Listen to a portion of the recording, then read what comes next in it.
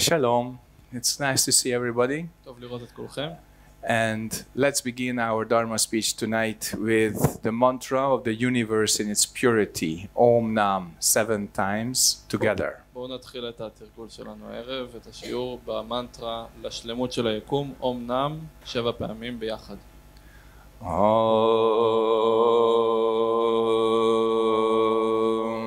Nam.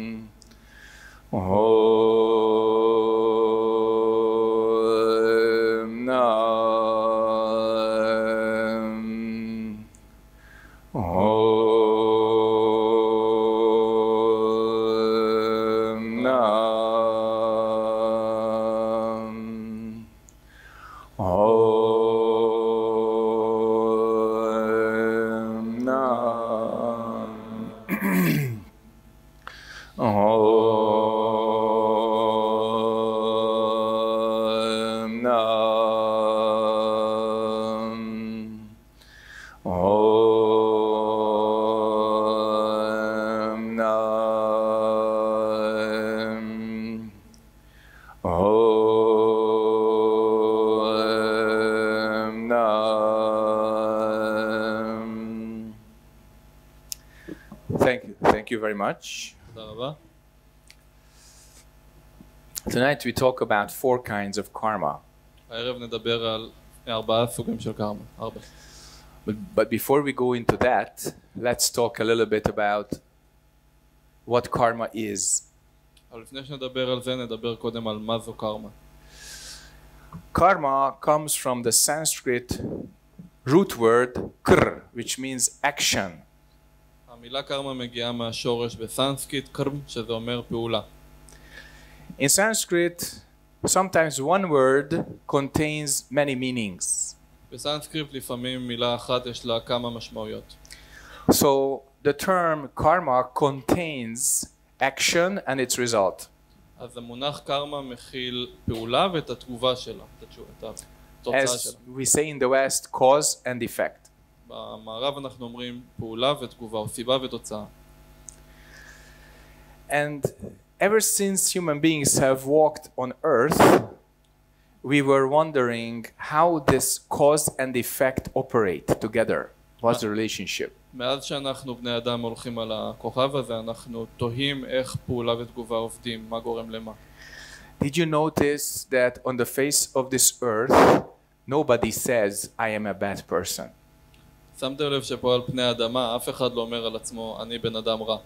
If you ask people why they live, everybody says, I want to be happy. אם תשאל אנשים למה הם חיים, הם יגידו, אני רוצה להיות שמח. Everybody says, I want to love other people. כולם יגידו, אני רוצה לאהוב אנשים אחרים. But then, why do we look like this? אבל למה אנחנו נראים ככה? Why do we live like this? למה אנחנו חיים ככה? Why do we speak, act, think, and feel like this? למה אנחנו מדברים, פועלים, מרגישים ככה? So maybe we don't understand the relationship between cause and effect. אז אולי אנחנו לא מבינים את מערכת היחסים בין הסיבה לתוצאה. Maybe we don't understand that in a fashionable way, what kind of input is necessary for an output.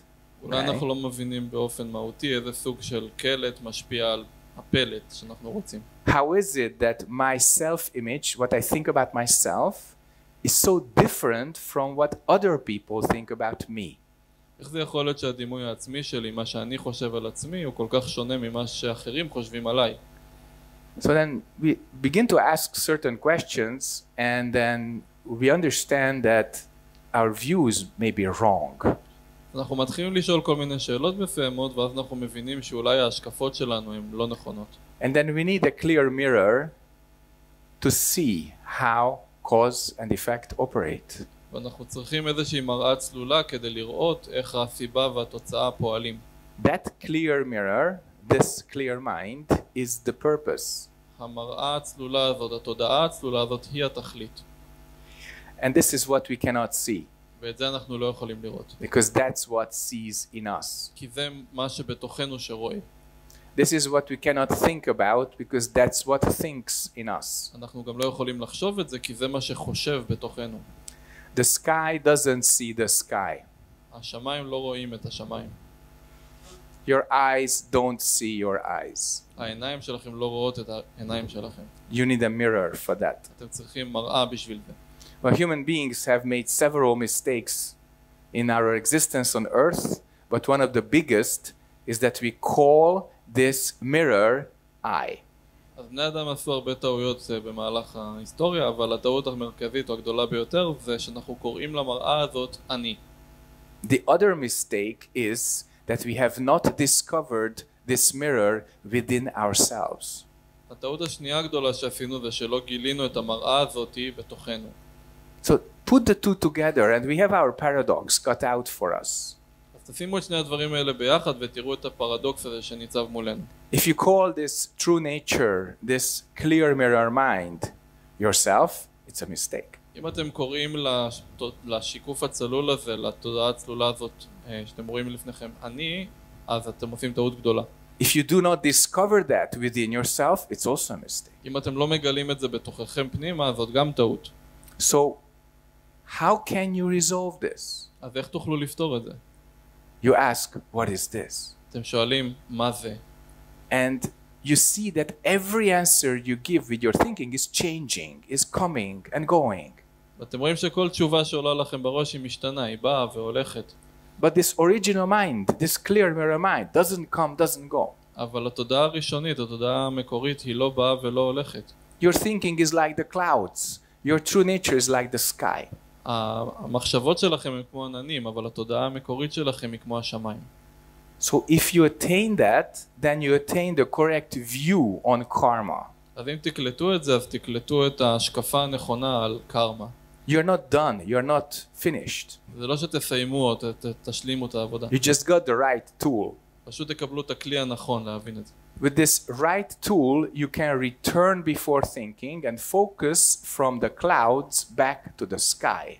עם הכלי הנכון תוכלו לחזור לשלב שלפני החשיבה ותוכלו להחזיר את תשומת הלב שלכם מהענן בחזרה אל השמיים. The clouds and the sky, they are all up there. העננים והשמיים כולם שם למעלה. And when you look, כשאתם מסתכלים, everybody believes you are looking at the sky. כולם חושבים שאתם מסתכלים על השמיים. But only you know whether you are looking at the clouds or the sky. אבל רק אתם יודעים אם אתם באמת מסתכלים על העננים או על השמיים. So human beings have two big problems. אז לבני אדם יש שתי בעיות גדולות. We do not accept that we create the clouds. אנחנו לא מקבלים את זה שאנחנו יוצרים את העננים. The other problem, we do not accept that our true nature is like the sky. We confuse that with the clouds. הבעיה השנייה זה שאנחנו לא מקבלים את זה שהתודעה המקורית שלנו היא השמיים. אנחנו מבלבלים את זה עם העננים. And once you understand this, then you look at karma, the way things appear and disappear, and in your clear mirror you can see three things. אז ברגע שתבינו את זה ותראו את הקארמה ואיך דברים מופיעים ונעלמים, אתם תוכלו להבחין בצלילות בשלושה דברים. All karmas are impermanent. כל הקארמה היא ארעית, משתנה. So in the sky the clouds appear and disappear. Compared to the sky, the clouds are impermanent. אז בשמיים העננים מופיעים ונעלמים, אז ביחס לשמיים העננים הם ברי חלוף, הם משתנים, ארעיים. The second is that one cloud interacts with the other. הדבר השני זה שענן אחד הוא באינטראקציה עם עוד עננים. They depend on each other. הם תלויים אחד בשני. Big cloud absorbs small cloud. עננים גדולים סופגים עננים קטנים. White cloud becomes dark cloud and becomes rain. עננים לבנים הופכים לעננים כהים שהופכים לגשם. We call that in Zen dependent origination. בזה אנחנו קוראים לזה dependent origination, שאומר מקור תלוי. One phenomenon depends on the other. תופעה אחת תלויה בתופעה אחרת. And as much as you believe in yourself, we humans are like that. ועד כמה שאתם מאמינים בעצמכם, גם אנחנו בני אדם כאלה. We are impermanent because we live and die. אנחנו ארעיים כי אנחנו חיים ומתים. And we are interdependent because we are so closely connected to each other. ואנחנו קשורים אחד לשני כי אנחנו כל כך מחוברים, כל כך מחוברים אחד לשני. You can go to the Negev for 40 days, to your 40-day quarantine retreat. That's okay, but still you depend on other human beings. אז אתם יכולים ללכת לאיזשהו ריטריט בנגב של 40 ימים ולהיות לבד, אבל אתם עדיין תלויים באנשים אחרים. Even the weirdest people on earth have another person to relate to. אפילו האנשים הכי מוזרים בעולם יש להם עוד בן אדם אחד להתייחס אליו, להתחבר אליו. And what is the proof of our complete dependence on each other? ומה ההוכחה המושלמת לתלות שלנו המוחלטת אחד בשני? You can die alone, but you cannot be born alone. אתם יכולים אולי למות לבד, אבל אתם לא יכולים להיוולד לבד. Look at that. שימו לב לזה. So what is the third? The third is my favorite, imperfection. הדבר השלישי הוא האהוב עליי, חוסר שלמות. Imperfection means that the quality of the cloud is decided by the viewer. המשמעות של זה שהאיכות של הענן היא תלויה במשקיף, במי שרואה אותו. So some people says you're a good person, other person says you're a bad person. The cloud is maybe now like a sheep, now it's like a dragon, then it's like a dog. Okay, these properties are not fixed. We call that imperfection. אז מישהו אחד יכול להגיד לכם שאתם בן אדם טוב, מישהו אחר יגיד אתם בן אדם רע. הענן הזה יש לו את הצורה שלו, אני רואה אותו בתור אולי כמו ספינה, מישהו אחר אפשר לראות אותו בצורה אחרת. הנקודה היא שהעובדה עצמה היא לא מקובעת, היא לא This doesn't seem so bad. This doesn't seem so bad. זה לא נראה כל כך רע. But when you expect your cloud to be like a dragon and it's like a dog, you get disappointed. אבל אם אתם רוצים שהענן שלכם יהיה כמו דרקון, אבל הוא בעצם נראה כמו כלב, אתם מתבאסים. And now we jump to the four kinds of karma. עכשיו נקפוץ לארבעת הסוגים של קארמה. And to the second kind immediately, that is couple karma. The karma with your beloved. אז נתחיל עם הסוג השני, שזה קארמת זוגות. הקארמה עם בני הזוג שלכם, האהובים שלכם. That I expect my wife to be like this, but she isn't. Imperfection. ציפיתי מאשתי להיות כזאת, אבל היא לא כזאת. חוסר שלמות או מושלמות. So, look at these four kinds. They are very much the building blocks of our lives on earth. אז תשימו לב לארבעת הסוגים האלה של הקארמה, הם ממש כמו אבני הבניין האלה של החיים שלנו. The first is individual karma. הראשון זה קארמה פרטית, אינדיבידואלית. The second is couple karma. הסוג השני זה קארמת זוגות. The third is family karma. השלישי קארמת משפחה. And the fourth is group karma. והרביעי זה קארמה קבוצתית. What's the difference? מה ההבדל? I think everybody understands the difference between the first and the second, individual karma and couple karma. אני חושב שכולם מבינים את ההבדל בין הראשון לשני, בין הקארמה הפרטית לקארמה הזוגית. That's what we think. זה מה שאנחנו חושבים. But it's not always clear. אבל זה לא תמיד ברור. Have you experienced loneliness in your loving relationship? האם חוויתם בדידות בתוך המערכת יחסים האוהבת שלכם? If you are an adult, at least once you have. אם אתם בוגרים, לפחות פעם אחת חוויתם את זה. And that means that you couldn't jump from me to us. וזה אומר שלא הצלחתם לקפוץ בין אני לבין אנחנו. Only I remained important within the relationship and therefore I remained lonely. רק אני נשארתי חשוב במערכת יחסים הזאת ולכן אני גם נשארתי בודד. Family karma is born when the first child is born. Until then, you may be married, unmarried, you're a couple. אז הקארמה המשפחתית נולדת כשהילד הראשון נולד. עד אז אתם יכולים להיות לבד או בזוג, אתם... You know that, right? Good. So, אתם יודעים את זה, נכון? when the child is born, then the creativity of the couple reaches the first result. אז כשהילד נולד, אז היצירתיות של הזוג הזה משיגה את התוצאה הראשונה שלה. What we do not understand mostly is why our children are born to us. מה שאנחנו לא מבינים בדרך כלל זה למה הילד הזה נולד אלינו. Only when you have a really hard time around teenager time, then you cannot figure this out. Say, how is this little rascal in my family? אז במיוחד בגיל ההתבגרות אתם שואלים את עצמכם איך הבן אדם הזה נמצא במשפחה שלי, מה הקשר? By then, age 12, you should have figured it out. You had 12 years. אז עד גיל 12 יש לכם מספיק זמן להבין את זה, קיבלתם 12 שנים. So if you don't understand why your children were born to you and your spouse, it means you don't understand yourself. אז אם אתם לא מבינים למה הילד שלכם נולד לכם ולבן בת הזוג שלכם, אז אתם בעצם לא מבינים את עצמכם. And to the extent you don't understand yourself, you have a problem with your kid. וכגודל המידה שאתם לא מבינים את עצמכם, ככה יש לכם בעיות עם הילד שלכם. And it's very sad when the children give a course of self-knowledge and self-understanding to their parents. It should be otherwise. וזה מאוד עצוב שהילד נותן לנו שיעורים, ובמקום שאנחנו ניתן להם, זה צריך להיות הפוך. The fourth is group karma. הסוג הרביעי זה קארמה קבוצתית. Family is tied together by blood relationships, mostly. המשפחה קשורה ביחד בקשרי דם. Group is by a covenant or a contract. קבוצה קשורה אנשים קשורים אחד בשני על ידי איזשהו ברית או איזשהו חוזה משותף. And that's when you see the difference, because there's a big difference between blood relationships and family and contract-based relationship, society. וכאן אתם רואים את ההבדל הגדול בין קבוצות שקשורות בקשר דם לבין קבוצות שקשורות, זה משפחה בעצם, לבין קבוצות שקשורות בחוזה משותף. And suddenly when your society doesn't function correctly, you notice that you do not have a constitution. ואז בעצם כשהחברה לא מתפקדת כמו שצריך, אתם מבינים ששכחתם לעשות חוקה. So what is the basic contract that we chose to use as our code of ethics and morality, how we live together? אז בעצם מהו החוזה הזה שאנחנו בוחרים להשתמש בו בתור הבסיס לחיבור שלנו כחברה ביחד?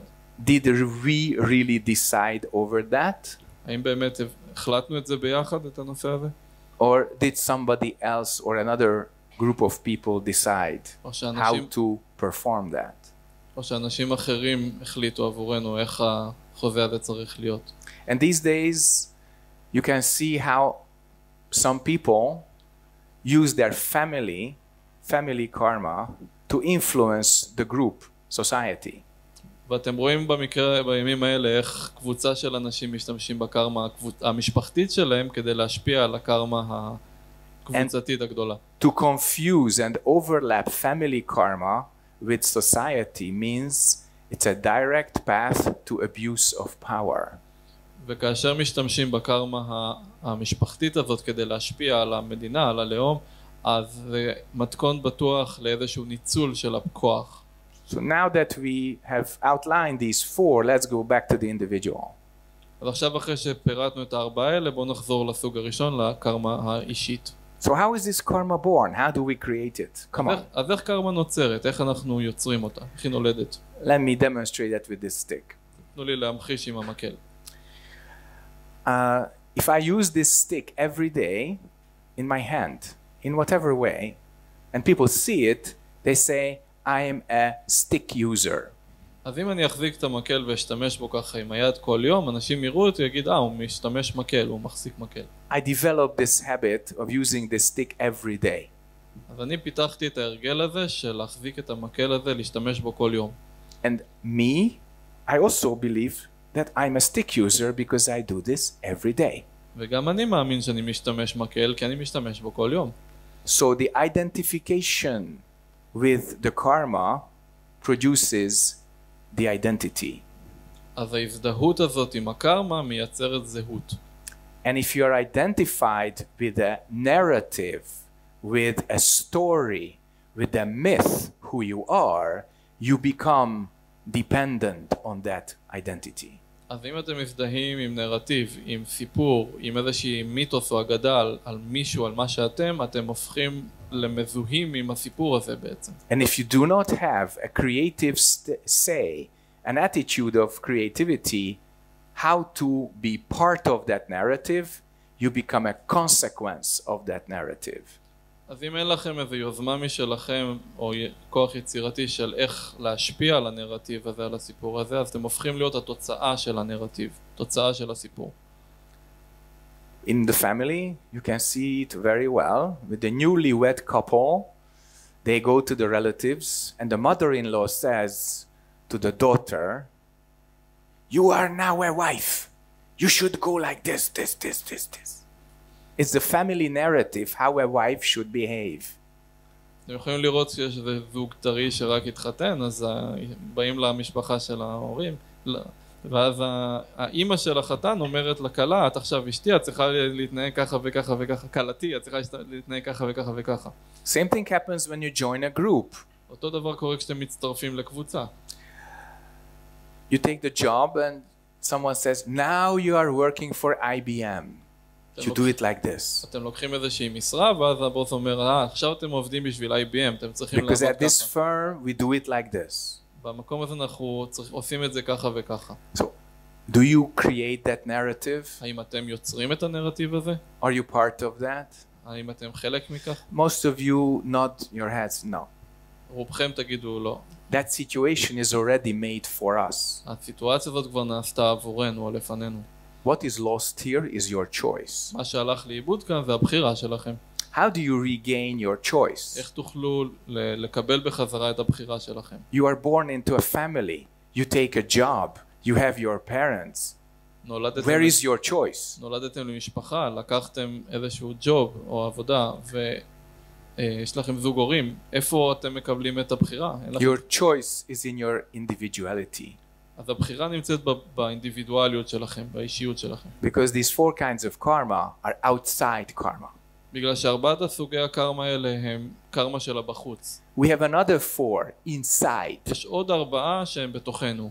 It's called speech, זה נקרא דיבור, action, פעולה, thoughts, מחשבות and feelings. ורגשות.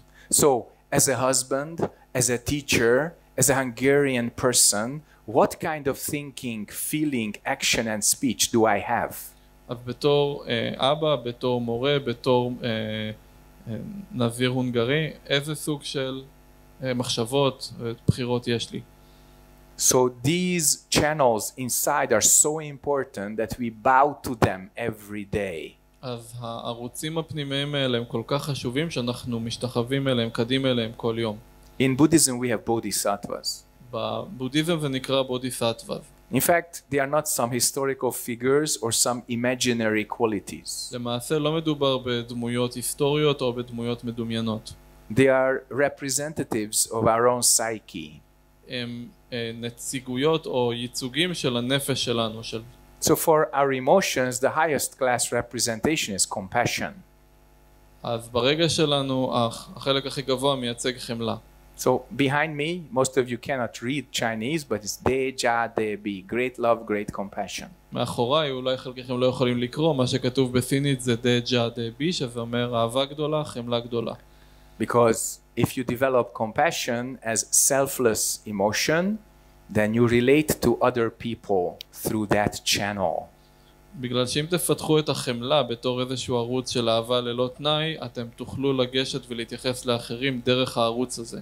If you do not, you only have your own selfish emotions, you begin to love and hate.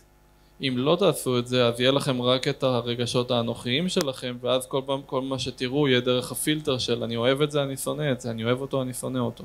For your thinking, there's Manjushri, who is the bodhisattva of wisdom. עבור החוכמה או המחשבה יש את מנג'ושרי, שהוא הבודיסטווה של החוכמה. If you truly practice clarity, then your thinking, your smartness, your ideas will become purified and they distill into wisdom. אם תתרגלו תודעה צלולה, צלילות תודעה, אז המחשבות, הרעיונות, התפיסה שלכם תעשה יותר צלולה ותהיו יותר חכמים. In our practice we have what we call non-dualistic wisdom. בתרגול שלנו יש מה שנקרא חוכמה שהיא לא דואלית, היא חסרת פניות. So instead of always some dualistic idea, you come back to non-dualistic wisdom. אז במקום לחשוב בדפוסי חשיבה של דואליים, אנחנו חוזרים למחשבה קודמת שהיא לא דואלית. Instead of thinking, you come back to no thinking. במקום לחשוב, אנחנו חוזרים ללא לחשוב. How? איך?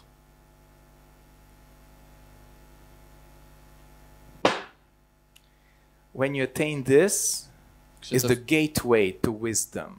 כשאתם קולטים את זה, זהו השער לחוכמה. The hardest thing for a smart person is to accept that the source of wisdom is don't know. לבן אדם אינטליגנט או חכם, הדבר הכי קשה זה לקבל ששורש החוכמה, מקור החוכמה הוא לא יודע. As you are, as a nation, on an average you have the highest IQ on earth. אם נסתכל עליכם בתור אומה, אתם האומה עם ה-IQ, האינטליגנציה הכי גבוהה הממוצעת בעולם. And yet you have a really hard time accepting that this point of no thinking is more powerful than any ideas in your mind. ועדיין נורא קשה לכם לקבל את זה שהנקודה הזאת של אי ידיעה היא הרבה יותר עוצמתית מכל מה שאתם יודעים וכל מה שאתם שומרים בראש שלכם. But you can see when this is missing. אבל אתם יכולים לראות שמשהו פה חסר. If you have only attachment to thinking and ideas, אם כל מה שיש זה אחיזה ברעיונות ומחשבות, then you constantly argue and quarrel and fight. אז אתם כל הזמן מתווכחים ורבים אחד עם השני. The individual is the building block of the other three types of relationships. אז האינדיבידואל הוא אבן הבניין של שאר סוגי מערכות יחסים. So what kind of responsibility do you have towards yourself? אז איזה סוג של אחריות יש לכם כלפי עצמכם?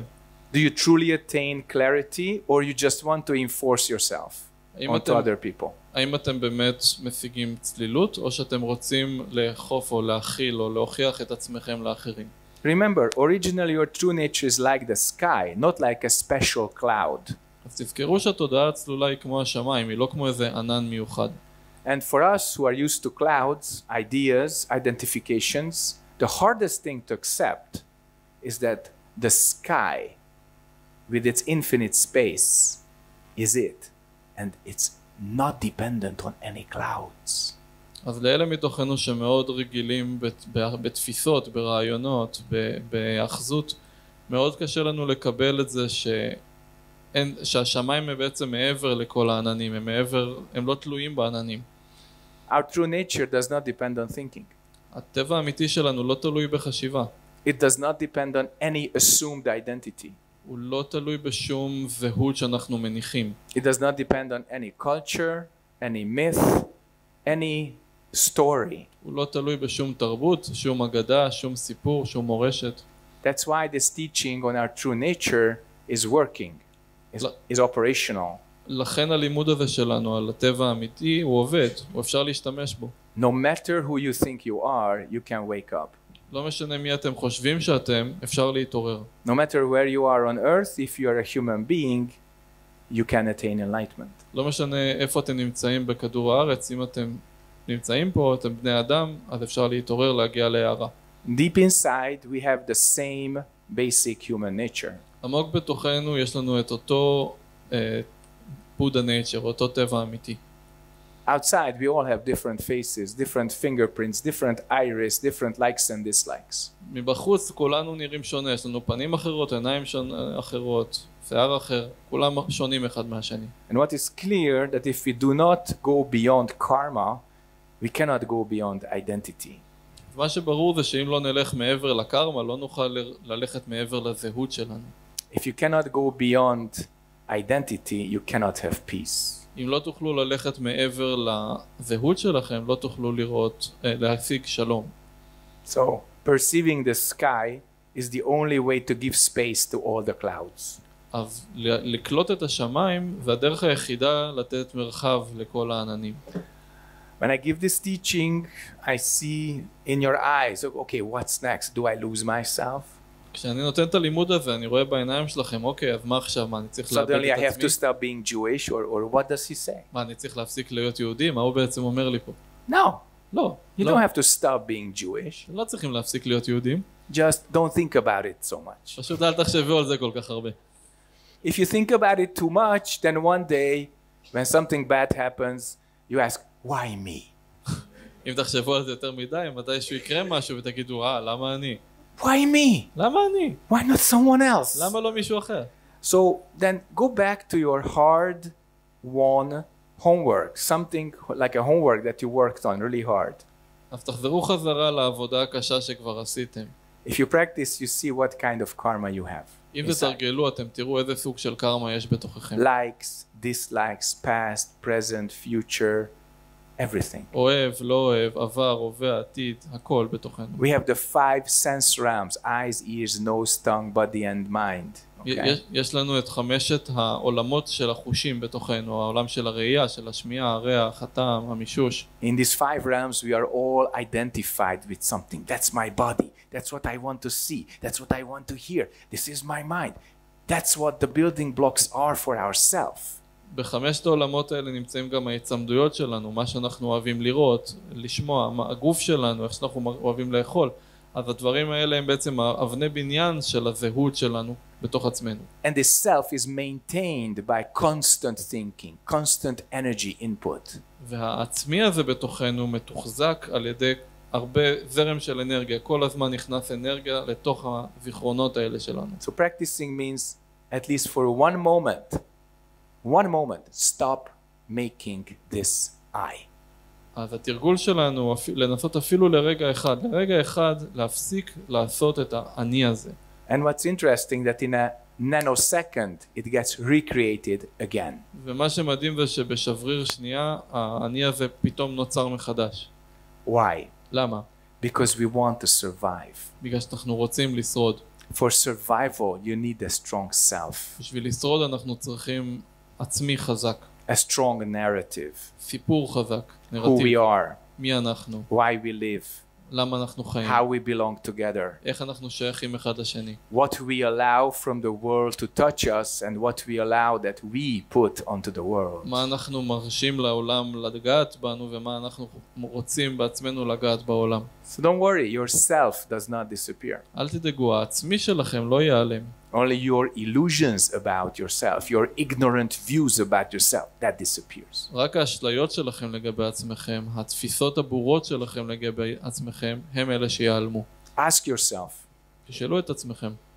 When I do big cleaning and I take out all the furnitures and all the objects from a room, does the house collapse? תשאלו את עצמכם, אם אני עכשיו עושה ניקיון יסודי בבית ומפרק, מפנה החוצה את כל הרהיטים, כל מה שיש בבית, האם הבניין יקרוס? So many times we are afraid to clean house. הרבה פעמים אנחנו מפחדים לנקות את הבית. We don't want to look under the furniture. אנחנו לא רוצים לראות מה יש מתחת לרהיטים. But when you take everything out, everything appears. אבל כשאתם לוקחים החוצה את הכל, פתאום רואים את הכל. You practice, you ask the right question, all your ideas, your illusions, ignorant views, anger, desire, all appear. כשאתם מתרגלים ומסתכלים פנימה, פתאום אתם רואים את כל האשליות שלכם, כל הפחדים שלכם, הדחפים שלכם, הכל נמצא שם. That's the price you pay. זה המחיר שאתם תשלמו. You pay with your internal pain. אתם תשלמו עם כאב פנימי. That you thought you were this person, but you are not. שחשבתם שאתם הבן אדם הזה, אבל אתם לא. You had these illusions about yourself, but you are not that bunch of illusions. היה לכם את האשליות האלה לגבי עצמכם, אבל מי שאתם זה לא ערימת אשליות. And this is the pain of realization that makes you an adult. וזה הכאב שבהבנה, ההתעוררות הזאת, זה הופך אתכם למבוגרים, לבוגרים. And if you take this inside pain, it means you do not have to suffer and make other people suffer outside. ואם אתם תיקחו את הכאב הזה הפנימי ותכילו אותו, זה אומר שאתם לא צריכים לגרום לאנשים אחרים לסבול בגללכם. When the struggle inside, when the effort inside is lost, outside there is war. Come again, please. When the effort, the struggle to attain who you are inside is lost, outside there is war. כשאנחנו מאבדים את המאמץ הזה לשחרר את מי שאנחנו, אז בחוץ נוצרת מלחמה. So we have to do our homework. אז אנחנו צריכים לעשות את השיעורי בית שלנו. If we become clear, we become real. אם נהיה אמיתיים, אם נהיה צלולים, אנחנו נהיה אמיתיים. And then the clouds stop fighting. ואז העננים יפסיקו לריב. We need to see that we are creators. אנחנו צריכים לראות שאנחנו יוצרים. But we also need to see that we are created. אבל אנחנו צריכים לראות שאנחנו היצורים. It's a big responsibility to see the relationship between the two. ואחריות מאוד גדולה לראות את המערכת יחסים הזאת בין השניים, בין היוצרים ליצורים. So next to the 4 kinds of karma, I briefly say as a closing sentence something about the 4 noble truths. אז כמשפט סיום לנושא 4 סוגי הקארמה, אני אגיד עוד משהו שקשור ל4 האמיתות הנאצלות. Buddha Shakyamuni began his teaching after attaining enlightenment. הבודה שקימוני הוא התחיל את הלימוד שלו אחרי שהוא הגיע להערה. And he taught that if you truly want to attain the nature of this universe, then perceive it as created by mind alone. והוא לימד שאם אתם רוצים להבין את המקור של היקום הזה, את הטבע של היקום הזה, אתם צריכים לקלוט אותו, להבין אותו כאילו שהוא נוצר על ידי התודעה לבדה. But it was so simple and so clear that nobody really understood that. אבל זה היה כל כך פשוט וכל כך צלול שאף אחד לא הבין אותו. It was revolutionary 2,500 years ago. זה היה מהפכני לפני 2,500 שנה. It is revolutionary even now. זה מהפכני אפילו היום. We have so many ideas and illusions about this creation.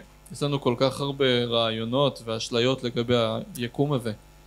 The biggest illusion is that you think this mind is only what resides in your brain. That's also a wrong view. אחת הטעויות הכי גדולות זה שאתם חושבים שהעולם הזה או התודעה הזאת זה רק מה שקורה בתוך המוח, וזו טעות גדולה.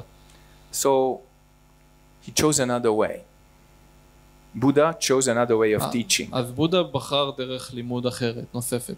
He looked at life and death. הוא הסתכל על החיים ועל המוות. He didn't look at the creator, he looked at the created universe. אז הוא לא הסתכל על היוצר, הוא הסתכל על היצורים, על היקום, על He החיים. saw הוא ראה. that there are 4 things for everyone here. יש 4 דברים שנכונים על כולם פה. The fact of suffering. העובדה של הסבל. That we suffer from impermanence, interdependence and imperfection. שאנחנו סובלים מהראיות, תלות גומלית ואי שלמות, אי מושלמות. There's a cause to that suffering. יש סיבה לסבל הזה. It's our own ignorant views, anger and greed. והתפיסות הבורות שלנו, הלא נכונות, הכעס והחמדנות. And there's an end to this suffering, the third noble truth. ויש סוף לסבל, שזאת האמת השלישית בעצם. That's when you stop being attached to karma, being attached to your own self-image, you go back to your true nature. שזה השלב שבו אתם משחררים את ההצמדות לקארמה שלכם, אתם משחררים את ההצמדות לתפיסת העצמי שלכם, ואתם חוזרים לטבע המקורי, לטבע האמיתי. Instead of the clouds, you go back to the sky. במקום להצמד לעננים, אתם חוזרים לשמיים. And there's a path to the end of suffering, is the fourth noble truth. והאמת האצילית הרביעית היא שיש דרך כדי לסיים את הסבל, לצאת מהסבל. And this path is the noble eightfold path. והדרך הזאת היא בעצם נקראת הדרך של 8 הדרכים הנאצלות. Correct view. הראשון זה השקפה נכונה. Correct speech. דיבור נכון. Correct action. פעולה נכונה. Correct livelihood. מחיה נכונה. Correct effort. מאמץ נכון. Correct practice. תרגול נכון. Correct awakening. התעוררות נכונה. What is really interesting that everything begins with correct. מה שמעניין פה זה שהכל מתחיל בקורקט, בנכון. How do you know that it's correct? איך אתם יודעים שזה נכון? That's your homework. זה שיעורי בית שלכם. I won't tell you. אני לא אגלה לכם. Any questions? יש לכם שאלות?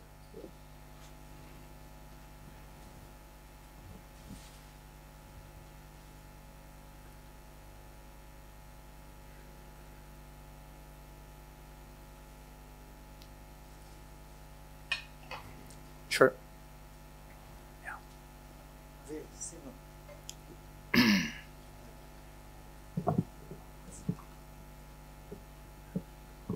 That's good.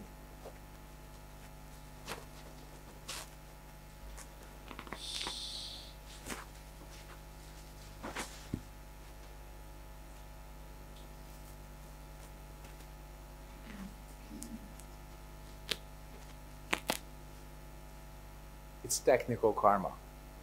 זאת קארמה טכנית, סוג חדש. תודה. Sounds better. אוקיי. אני יכול לדבר בעברית ואתה תגיד כן, לה? כן. אז הוא אמר, בלימוד שהוא אמר, הוא אמר שבעצם, אוקיי, גלידה. אז בלימוד הוא אמר שבעצם אנחנו חושבים שהכל בא מהמוח שלנו, מהמיינד, ובעצם זה לא בא מהמיינד, זה אומר שהאם זה בא מגלגול קודם, או כי הבנת אותי? כאילו, האם כל החיים שלי הם רק תוצר, אני כאילו בתפיסה שלי זה תוצר של המיינד וקארמה מעבר.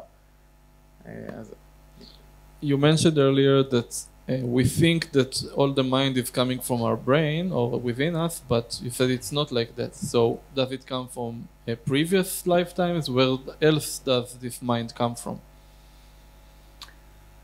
Right at this moment, what are you thinking? ממש ברגע זה, מה אתה חושב? שהגלימה שלו אדומה.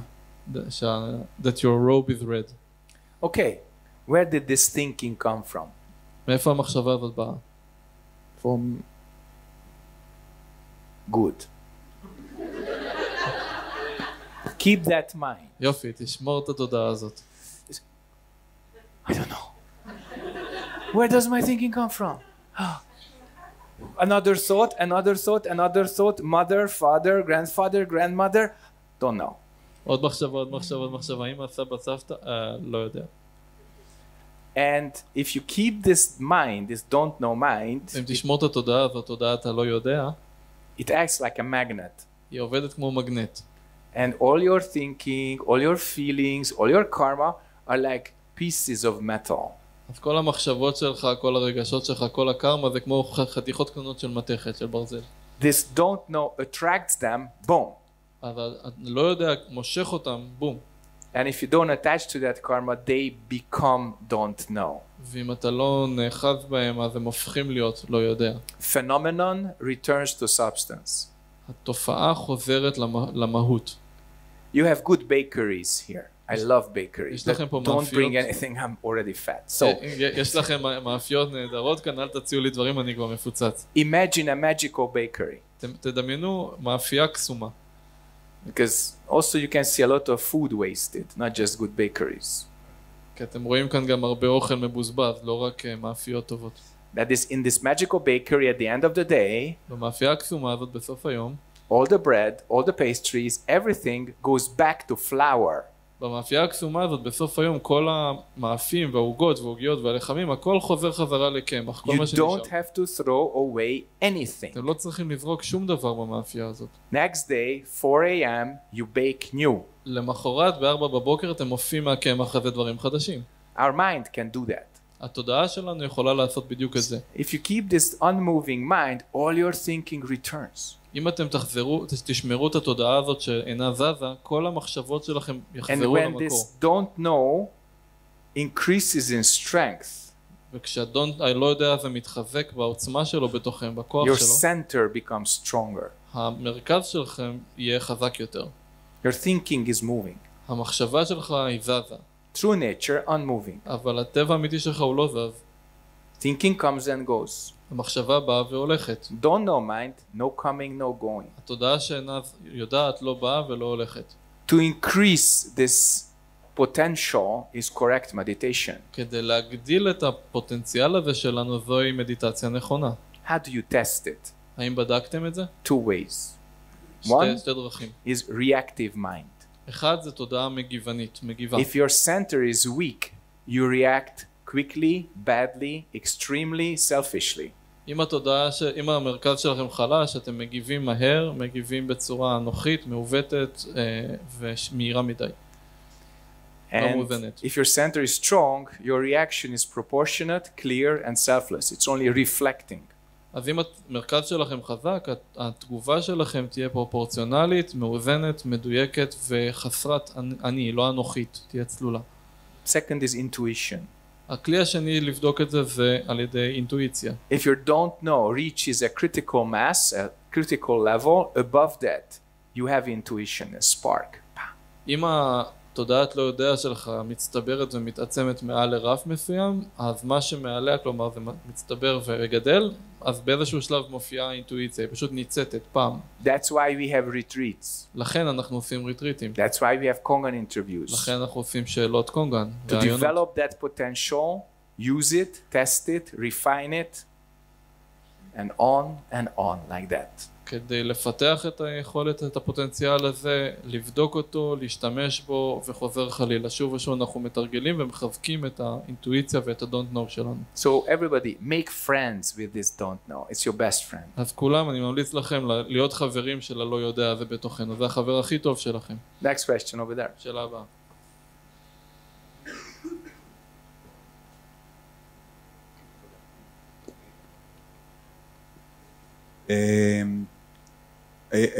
שתי שאלות. Two questions. But very, Two questions, but very little question. more expensive. I know. Okay. יותר יקר. The first one is, would you be willing to elaborate a little bit about what the Buddha said, that all things derives from the mind? עברית. האם אתה יכול בבקשה לפרט על מה שבודה אמר, כל הדברים, כל היקום הנגלה נובע מהמיינד. What's your favorite fruit? מה הפרי האהוב עליך? Peach, I think. You too? I love that too.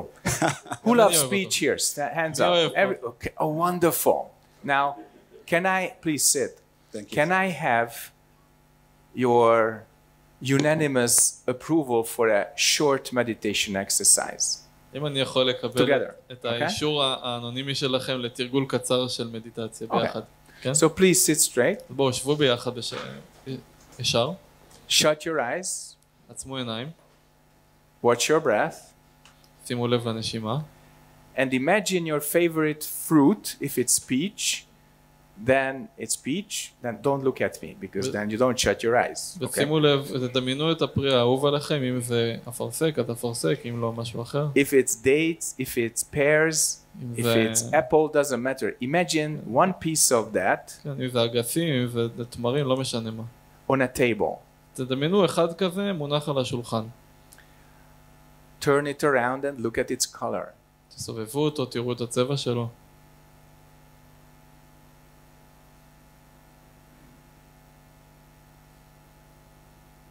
Go closer. בואו קרוב יותר. Feel the smell. תרגישו את הריח שלו.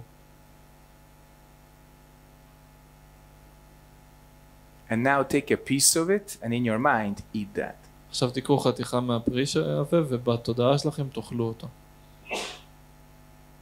It's your favorite fruit זה הפרי האהוב עליכם. and you love it ואתם אוהבים אותו. and you eat it. ואתם אוכלים אותו.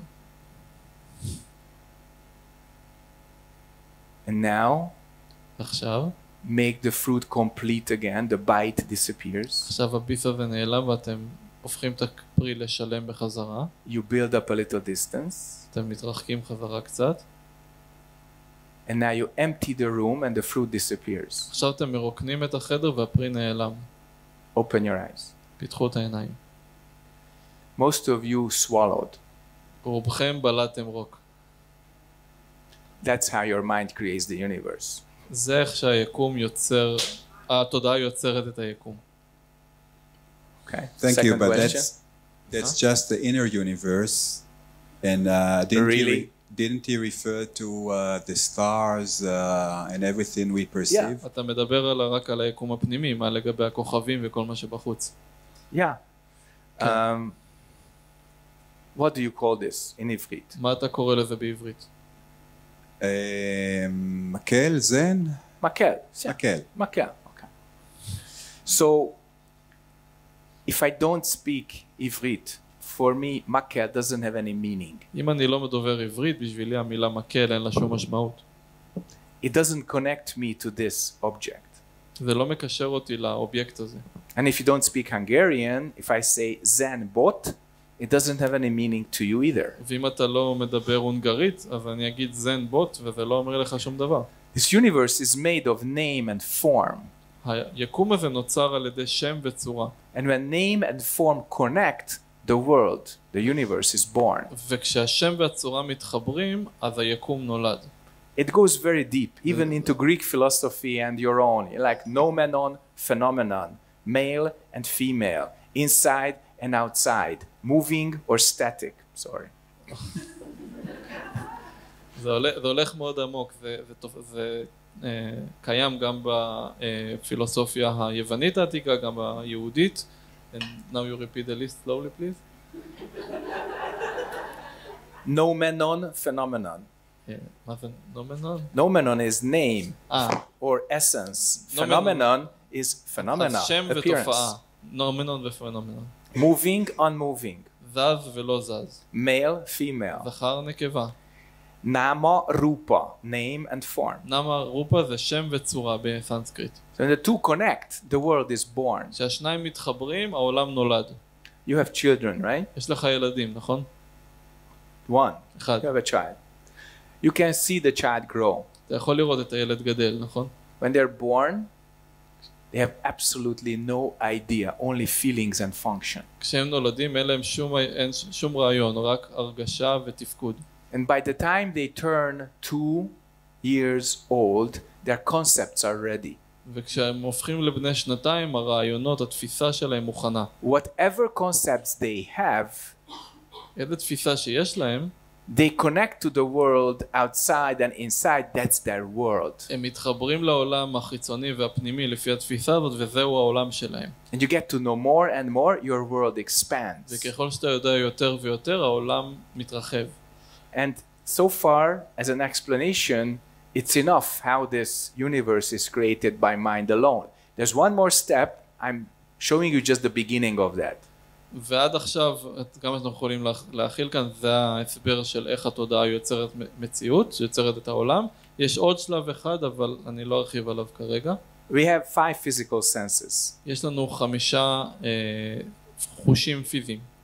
Our eyes can see a certain range of electromagnetic radiation called light. העיניים שלנו רואות טווח מסוים של תדר אלקטרומגנטי שאנחנו קוראים לו אור. Our ears can hear a certain range of acoustic vibration called sound. האוזניים שלנו יכולות לשמוע טווח תדרים מסוים של גלי סאונד, גלי שמע. Our hearts have a certain range of feelings between very bad and very good. ללב שלנו יש טווח מסוים של רגשות בין ממש רע לממש טוב. So that's our sensory realm. אז זהו העולם החישתי שלנו. Our ears cannot hear the radio. האוזניים שלנו לא יכולות לשמוע את גלי הרדיו. For that we need a box to interpret radio signals into audible signals. בשביל זה אנחנו צריכים קופסה שאנחנו קוראים לה רדיו כדי לתרגם את גלי הרדיו לגלי שמע. If our hearing was extended above the normal range, we would hear the radio broadcast. It would be terrible. We couldn't turn it off. אם האוזניים שלנו היו יותר רגישות בטווח תדרים גדול יותר, היינו יכולים לשמוע את שידורי הרדיו ישירות, וזה היה נוראי, כי לא היינו יכולים לכבות את כל הרעש הזה. So our mind operates through the body, and the body has these sensory ranges, these sensory limitations. אז התודעה שלנו עובדת דרך הגוף, אבל הגוף יש לו טווחים מאוד מצומצמים של תדרי קליטה, שרק דרכם אנחנו חווים את המציאות. And that's why we see the world as we see it, and hear the world, and touch the world, and feel the world as it is, because we have this kind of body and this kind of mind. אז זאת הסיבה שאנחנו רואים את העולם כמו שאנחנו רואים אותו, וחווים אותו, ומרגישים ונוגעים בו כמו שאנחנו נוגעים בו, בגלל שאנחנו חווים אותו דרך פילטר שנותן... יש לנו גוף מאוד ספציפי, יש לנו כלי מאוד ספציפי. And ultimately that's the reason why we see only 3 dimensions of space and 1 dimension of time. Because our equipment is only good for that. Not more, not less. וזאת הסיבה שאנחנו רואים וקולטים רק 3 ממדים פיזיים של העולם הזה, ועוד מימד אחד של זמן, ולא פחות מזה ולא יותר מזה. When you dream, these dimensions behave differently. כשאתה חולם, אז הממדים האלה מתנהגים אחרת. Because the limitations of your body do not apply when you dream. בגלל שהמגבלות של הגוף שלך לא פועלות כאשר אתה חולם. But the limitations of the mind, they apply because you live. You are alive. אבל המגבלות של התודעה, של המיינד, הן פועלות בגלל שאתה חי. And that's where I stopped. It's just the gateway. ופה אני עוצר, זה רק השער, יש עוד מה להרחיב. If you practice, you perceive way more. אם תתרגל, אתה תקלוט ותבין הרבה יותר. Okay. תודה. There. Thank you. Wow. Bam, bam, bam. There you go. We have a question. No, sorry, living question first. Okay. Thanks. Thank you. Sir, that's it. A big pot in the middle of the village with soup. Obviously, all the good stuff is at the bottom of the pot. Depends on the soup, but continue. Let's say it stays enough time so everything will sink to the bottom. Okay. התרגום A לעברית Zen עכשיו. priest is standing, is the first in line. All the village people are behind him. He has a small kettle, little, that he cannot mix the soup. He cannot mix the soup. How would he pick his lunch or dinner, take it into his bowl, taking into account, of course, that if he picks it from the bottom, it's the less compassion action that he can do because of all the people behind him.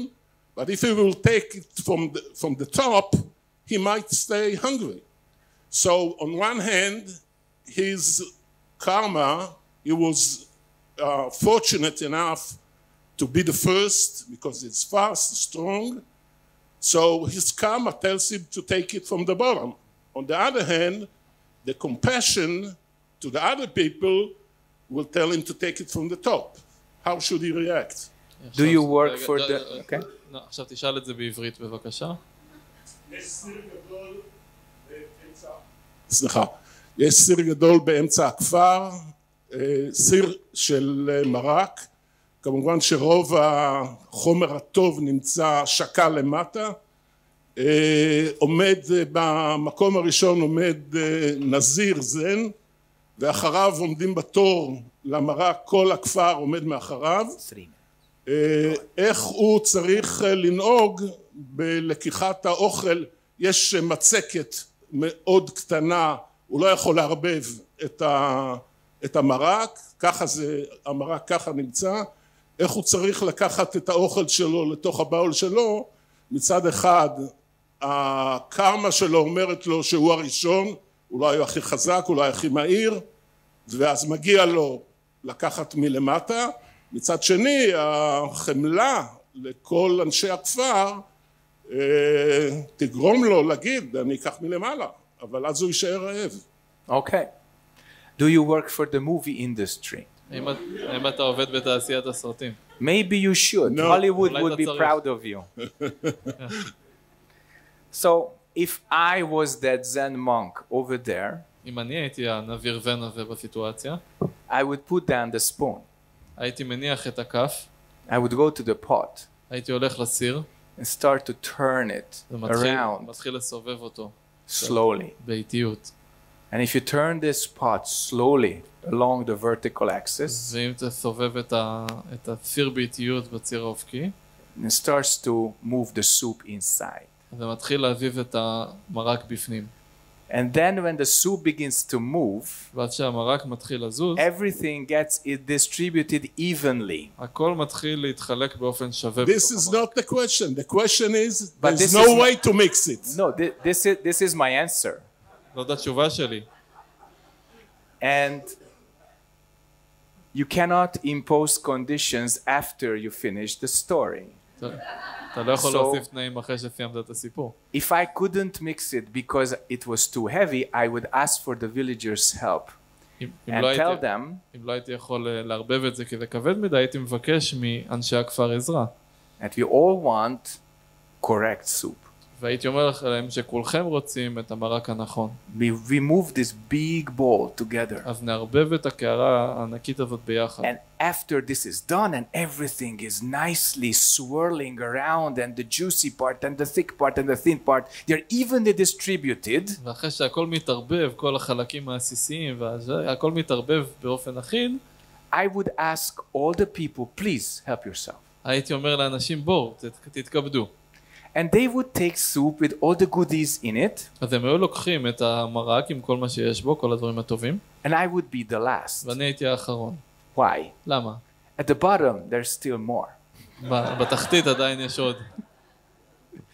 So Thank you for your question. תודה על השאלה And שלך. I would like everybody to save your question for the second part of this talk. אז אני Do not forget. Soon we continue. אז אני מבקש מכם כולכם לזכור את השאלה שלכם לחלק השני של המפגש, אנחנו עוד מעט נמשיך.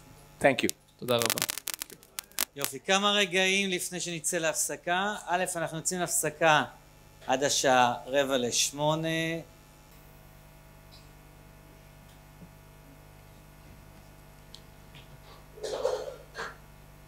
Shall we start with the Zoom two questions? Please, one from Zoom first, and Okay. then next. So Rotem asks, how do I get out from the don't know to action? How does it come to reality outside? Actually, don't know has a place. אז למעשה ללא יודע יש מקום. It's called Zen Center or Meditation Room. זה נקרא מרכז זן או חדר מדיטציה. Our practice consists of 3 parts. לתרגול שלנו יש 3 חלקים. Individual practice in your own comfort zone. תרגול אישי באזור הנוחות האישי שלכם. Usually it's home. בדרך כלל זה בבית. Small group practice near your home. תרגול בקבוצות קטנות ליד הבית שלכם. And big group practice in the temple or in the big Zen center. ותרגול גדול, תרגול זן גדול במקדש או במרכז זן. The difference between small group and big group is that in the small group you almost always know everybody. ההבדל בין הקבוצה הקטנה לקבוצה הגדולה זה שבקבוצה הקטנה אתה בדרך כלל מכיר את כולם. You get used to each other. אתם רגילים אחד לשני. It's more predictable than the big group. More predictable. זה יותר צפוי מאשר בקבוצה הגדולה. But the big group is not really predictable in terms of attendance, who is there, but it's more predictable in terms of energy, what we do. אז בקבוצה הגדולה פחות צפוי במובן של מי נמצא שם, במובן הנוכחות, אבל זה יותר צפוי במובן של מה אנחנו עושים כאן, של התרגול, של האנרגיה. In each case, we have a door. בשני המקרים יש לנו דלת. The door of the meditation space. הדלת של מרחב המדיטציה. You leave that meditation space, you go back to action mode. כשיצאתם מהחדר מדיטציה, אתם יוצאים למצב פעולה. You are in that meditation space, it's non-action mode. כאשר אתם בתוך חדר המדיטציה, זה נקרא מצב אי פעולה. Non-action means you only perceive. עכשיו, פעולה אומר שאנחנו רק תופסים. Mirror becomes empty, המראה נעשית ריקה, clear, צלולה, stable, יציבה, strong. חזקה. You go out, then you perceive and act. You use your mirror. כשאתם יוצאים החוצה מהדלת, אתם גם תופסים צלול וגם פועלים. Then you משתמשים במראה. get all kinds of input from the world. אתם מקבלים כל מיני סוגים של קלט, של אינפוט מהעולם. Some things you like, some things you don't like. חלק מהדברים אתם אוהבים, חלק אתם לא אוהבים. But during this meeting the world, you lose energy. Eventually, you always do. אז דרך המפגש הזה עם העולם אתם מאבדים אנרגיה, אתם בדרך כלל מאבדים. Your mirror mind, one mind, becomes weaker. התודעת מראה שלכם, תודעת האחד, נעשית חלשה יותר. You make mistakes. אתם עושים טעויות. Then you come back to don't know to clean up again and become strong again. ואז אתם חוזרים ל-don't know כדי להיות צלולים יותר, כדי להיות חזקים שוב. That's how we make the connection. ככה אנחנו עושים את החיבור בין ה-don't know, בין הלא יודע, לפעולות. Okay. Next, a living question, then Zoom again. עוד שאלה חיה ואז שאלת זום. אז אוקיי, השאלה שלי, יש לי חבר טוב, שהוא סובל ממחשבות טורדניות מאוד קשות, חוסר שקט מאוד מאוד גדול בשנים האחרונות. זה הגיע לסף מסוים אצלו, ברמה שזה אצלו 24/7, אפילו כל דבר קטן יכול להפעיל טריגר, ואני מתרגל איתו. אבל מה עושים במצב שזה נמצא אצל הבן אדם 24/7? איך עוזרים לו להגיע ללא יודע? איך עוזרים לו לעבור עוד יום? Okay, he has a good friend that has some compulsive thinking, and it's become worse recently, and it reached a state that it's 24/7. Always he has all this kind of unwanted thinking, disturbing thinking, and he is practicing with him and it reached some certain level that it's really, really annoying and intolerable, and he asks how to work with him, how to handle this situation. First of all, your friend has to understand why he is practicing. אז קודם כל החבר שלך צריך להבין למה הוא מתרגל. If your friend is not connecting his karma with the dharma, the practice itself, then there's no effect. אם החבר לא מחבר את הקארמה האישית שלו עם הדרך, אז בעצם אין אפקט, אין השפעה לתרגול שלו. So if he truly knows and believes that we practice to become clear and let go of our illusions, then practice will take some effect. אז אם הוא באמת יודע ומבין שאנחנו מתרגלים כדי להשתחרר ולשחרר את האשליות שלנו ואת התפיסות שלנו, אז התרגול באמת יועיל לו ויהיה לו אפקט. But if he practices just to feel good, okay, or to learn something new, or not connecting the dharma to his own karma, then no effect. אז אם הוא מתרגל רק כדי להרגיש טוב, או אולי כדי ללמוד דבר חדש, והוא לא באמת מחבר את הלימוד לקארמה האישית שלו, אז בעצם לא יהיה שום השפעה על התרגול הזה. Then his true nature cannot teach him. ואז הטבע האמיתי שלו עצמו לא יכול ללמד אותו. Then he will need therapy. ואז הוא יצטרך תרפיה. Okay? And good therapy leads you back to your true nature. ותרפיה טובה מחזירה אותך בחזרה לטבע האמיתי שלך. Then you become independent again, can practice again. ואז אתה שוב נעשה עצמאי וחופשי ויכול לתרגל בעצמך. Okay? But if he cannot follow the path, then he cannot follow the rules.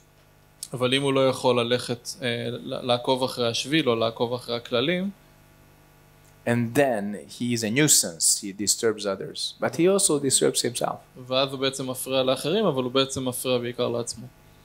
So why do this? אז למה אנחנו עושים את זה? למה לעשות את זה? Very important. מאוד חשוב. If your direction is not clear, your motivation is not clear, your goal is not clear, then your practice, boom, hits the block, cannot go through.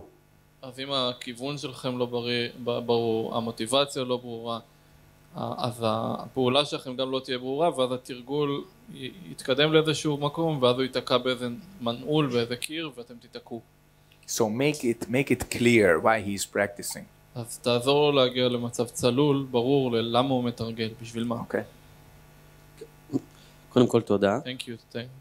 גם אם הוא מתרגל הרבה ביום עם כוונה, ועדיין דברים לא משתנים. Also, does it apply also if we practice a lot of time in the day with clear intention but things still don't change? How long has he been practicing? כמה זמן הוא מתרגל? 2 or 3 months. חודשיים, 3. But he practiced a lot, really a lot. Okay. How old is he? כמה הוא? 14, something like this. 40? Yeah. 40 years old. So how do you expect that 40 years of habit and me would change in 2-3 months? איך אתה מצפה ש40 שנה של הרגל ישתנו בחודשיים 3 של תרגול? Okay. Next, over there. Thank you. Son.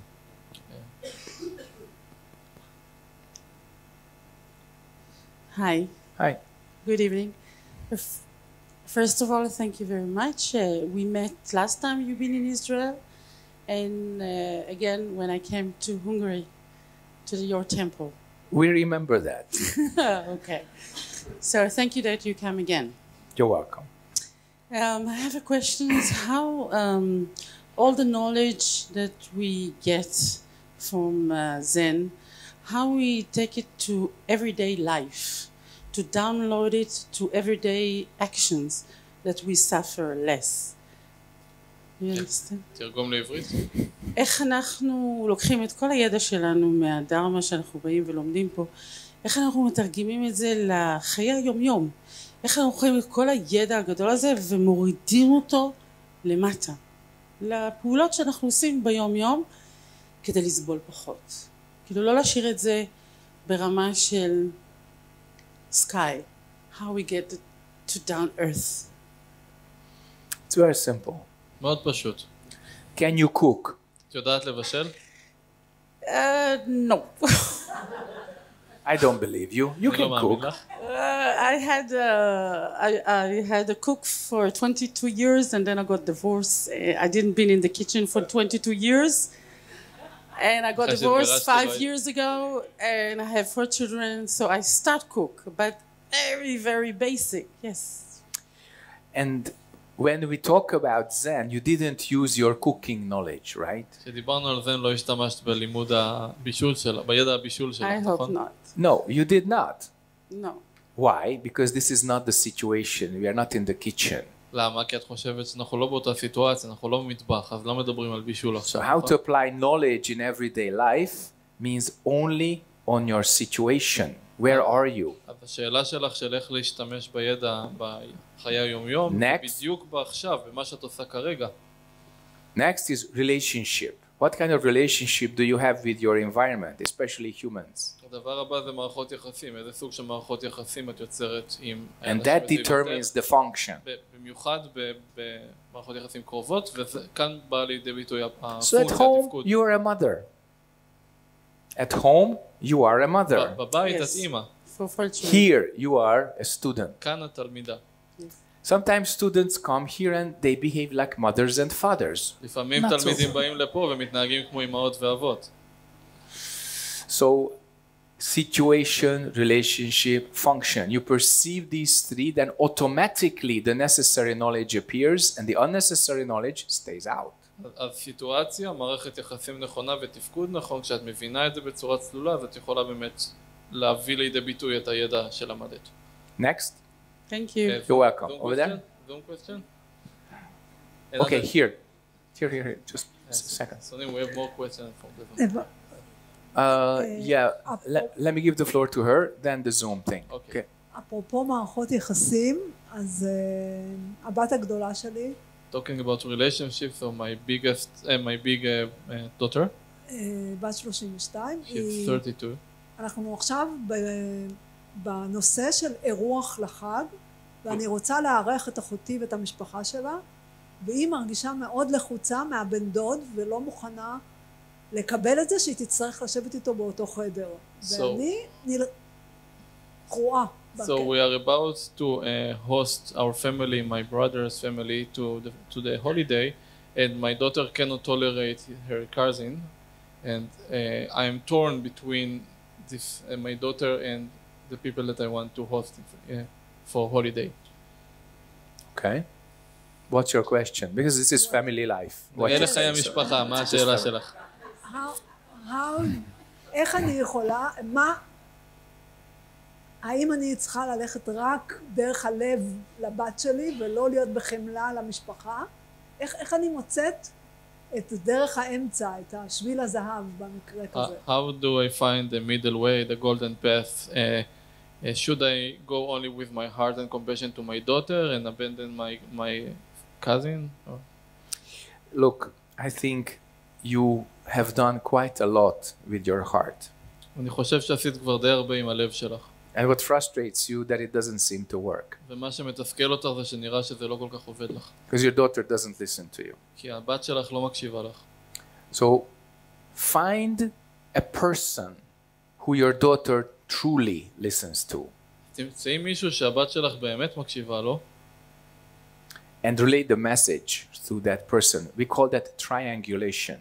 ואז תעבירי את המסר שלך דרך אותו בן אדם. אנחנו קוראים לזה משולש. או שימוש במשולש. It's a general experience that children of the same gender as the parent, they become rivals or they just don't listen. יש איזה קטע כזה שילדים שהם מאותו מין כמו ההורה, הם הופכים ליריבים ואז הם לא מקשיבים. My son is 2 years old and he is already competing with me. הבן שלי הוא רק בן 2 והוא כבר מתחרה בי. Fathers, you all experience that in one way or another. You hug your wife, mother of your kid, and the child, like a torpedo, boom, goes in and grabs the mother and pushes the father away. אתם בטח מכירים את זה שאתם עומדים ככה עם האישה שלכם, ואז הילד הקטן רואה אתכם וכמו טורפידו, בום, אף ישר תופס את האמא, מפריד אותה ממך ומתרחק, לוקח אותה הרחק ממך. He is such a spirit that even when he was 1 year old, he already did that. הרוח שלו כל כך חזקה שאפילו כשהיה בן שנה הוא כבר עשה את זה. So I'm prepared in my mind that there will be certain things I can teach him and there will be certain things I cannot teach him. אז אני כבר התכוננתי בנפש שלי לכך שיהיו דברים בחיים שאני אוכל ללמד אותו ויהיו דברים שאני לא אוכל ללמד אותו. And I am already looking in my mind that if I cannot teach Ben, who can teach Ben? ואני כבר כזה יש לי שאלה בראש, אם אני לא יכול ללמד את בן, מי יכול ללמד את בן? And the other extreme is also true. והקיצון השני הוא גם נכון. There are certain things only I can teach him because I'm his father. ויש דברים מסוימים שרק אני יכול ללמד אותו כי אני אבא שלו. So look at yourself. You have your daughter. She's 32. Come on. She's wow. תסתכלי על הבת שלך, היא כבר בת 32, But וואו. she's wow. She's really wow. We'll see what is in this wow. אנחנו כבר נראה מה יש בוואו הזה. But see what you can teach her. See what you can teach only you as a mother. And do that. But if you cannot teach this tolerance and compassion, then use a triangulation method. Otherwise, she will be very, very intolerant because you tolerate intolerance. So she has green light to do that. Don't. אז תראי מה את יכולה ללמד אותה כאימא, ואת צריכה ללמד אותה כאימא, ומה את לא יכולה. את הדברים שאת לא יכולה, אני ממליץ לך להשתמש בשיטת המשולש הזה. Can you elaborate about the intolerant again? If she allows her daughter to be intolerant towards the cousin, Okay. it's green light to bad karma because you tolerate intolerance. אוקיי, אם את מאפשרת לבת שלך להיות אדישה כלפי הבן דוד הזה, אז את בעצם עושה קארמה לא טובה. כלומר, כי את נותנת אור ירוק לאדישות שלה. כלומר, אם את מכילה את האדישות שלה, או את החוסר הכלה שלה, את בעצם פוגעת בה ויוצרת קארמה רעה, מלמד אותה דברים רעים. Next, Zoom. Yes. I have many.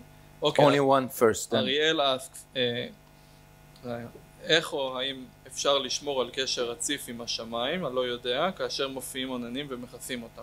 מובן שהשמיים עדיין שם, אבל אני רואה שמיים מכוסים עננים ולא את השמיים בצלילות. אז how or if can we keep a direct contact, continuous contact with the sky, I don't know, when clouds are covering all of them? It's clear that the sky are still there, but all I see is sky covered with clouds and not the sky clearly. Is it a he or a she who, I don't know. who is Ariel asking? can be both. I don't know who is it. It's a he. Okay, so you know Ariel. You know him closely. It's she. Yes, it's a she. It's a she. He in Hebrew is a she. Yes. It's a Kongan. No, it's language. So, in English, He? It's a man. thank you. So it's a he. Then it's more difficult. So he shouldn't forget about the wind. או אסור לו לשכוח את הרוח, לגבי הרוח. It's the wind of change. הרוח של השינוי. And if he believes that the clouds don't change, אם הוא מאמין שהעננים לא משתנים, then he should look at the experience of yesterday אז הוא צריך לראות את החוויה של אתמול. and the day before yesterday והיום שלפני אתמול. and last month ולפני חודש. and last year. ולפני שנה. And if you look into the mirror, ואם אתה מסתכל למראה, when did you see this face the last time? מתי ראית את הפנים האלה בפעם האחרונה? This morning? האם הבוקר? Yesterday's face already changed. הפנים של אתמול כבר השתנו. Allow the wind of change and then the clouds begin to move. The moment the clouds begin to move, you have the sky as unmoving, observing. אז תרשה לרוח הזאת של השינוי, שהיא זאת שמזיזה את העננים, וכאשר העננים האלה יזוזו ממקומם, אז אתה כבר תראה גלימפסים של שמיים כחולים. When you practice correctly, אנחנו מתרגלים באופן נכון, impermanence, ארעיות, interdependence, תלות גומלין, and imperfection, וחוסר מושלמות, they all help you. הם כולם עוזרים לכם. Detach from your illusions, detach from karma, attain your true nature. תתנתקו או תשחררו מהאשליות שלכם, תשחררו מהאחיזות, מהקארמה, ואז אתם מגיעים חזרה לטבע האמיתי שלכם. When you practice incorrectly, כשאתם מתרגלים לא נכון, then impermanence, אז הארעיות, interdependence, התלות ההדדית, and imperfection, והחוסר מושלמות, they become bigger and bigger and bigger problems. הם נעשים בעיות גדולות יותר ויותר ויותר. Next, here. And then, oh, sorry, it's not by number, just go. And then there. If you had this, then you ask next. Okay, okay, go ahead. האם אנחנו יוצרים את הקארמה שלנו כל רגע ברגע, והאם אנחנו יכולים להשפיע על הקארמה מרגע לרגע? Are we creating our karma from moment to moment, and could we or can we influence our karma from moment to moment in this present moment? What else do you have than this moment? מה עוד יש לך חוץ מהרגע הזה? So, the Diamond Sutra says, if the mind is divided into past, present, and future, it cannot wake up.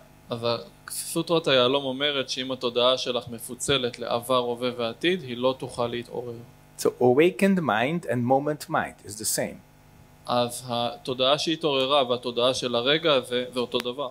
It means you are present at this moment 100%. זה אומר שאת נוכחת ברגע הזה 100%.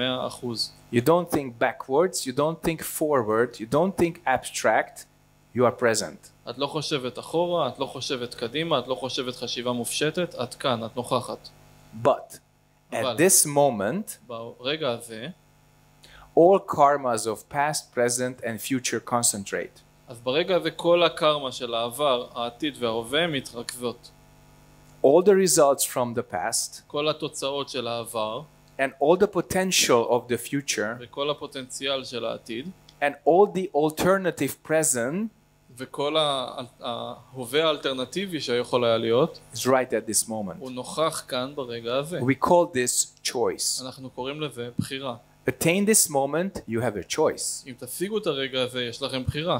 Not attain this moment, you're a machine of past, present, and future, and you're tied and bound by individual, couple, family, and group karma. אז אם את מפספסת את הרגע הזאת, את בעצם מכונה שזזה על ציר הזמן, עבר הווה עתיד, ואת בעצם קשורה וכבולה לארבעת סוגי הקארמה, האינדיבידואלית, הזוגית, המשפחתית והקבוצתית. Tsung-San used to teach, attain this moment, you get everything. זה מה שסונג-אן היה מלמד אותנו, אם השגת את הרגע הזה, השגת את הכל. Lose this moment, lose everything. אם איבדת את הרגע הזה, איבדת את הכל. Remember that when you have a hard time. כשאתם בזמנים קשים. Remember that when you are under stress. תזכרו את זה כשאתם תחת לחץ. Remember that when you are in danger. תזכרו את זה כשאתם בסכנה. Only this moment. רק הרגע הזה. That's all we have. זה כל מה שיש לנו. Your mind moves an inch towards the past or the future, you're dead. אם התודעה שלכם זזה בסנטימטר לעבר או לעתיד, אתם מתים. Next question over there. שאלה הבאה. תודה. אני מבולבלת. I'm confused. השאלה מתחלקת לשניים. My question divides to two. בעצם, לפי מה שאמרת, אז אין לנו קארמה, כי הקארמה היא רק במחשבה שלנו. So according to what you said, we do not have karma, because karma is only in our thinking. זה מה שהבנתי. לא ידעתי אם זה נכון. I don't know if it's true. והחלק השני זה משהו יותר אישי. And the second part is some private. Don't go to the second part. The first is already exciting enough. So. החלק הראשון מספיק מרגש. חכי רגע. So you say we have no karma because it's in our thinking. את אומרת שאין לנו קארמה כי זה הכל בחשיבה שלנו. What caused you to say that? מה גרם לך להגיד את זה? החשיבה שלי. My thinking. So your karma is there, right? אז הקארמה שלך היא שם, נכון? אבל היא כלום, כי זה רק החשיבה. It's nothing. Can I ask you, what is it that says nothing inside of you? אני יכול לשאול אותך מה זה שאומר כלום בתוכך? החשיבה שלי. Where does your thinking come from? מאיפה החשיבה שלך באה? My mind, I think. I don't know. Where does your mind come from? התודעה שלי, מאיפה התודעה מגיעה? Everything comes from my thinking. הכל מגיע מהחשיבה שלי. Your mind doesn't come from everything. התודעה שלך לא מגיעה מהכל. You have this safe room with a steel door, right? In your house. Every house has that. יש לכם ממ"ד כזה עם דלת פלדה, נכון? When you go in there, you lock yourself, everything disappears, but your mind is still there. אז אם תיכנסי לממ"ד, תנעלי את עצמך, אז הכל נעלם בחוץ, אבל המיינד שלך עדיין בתוך הממ"ד, בתוך החדר, הוא עדיין שם.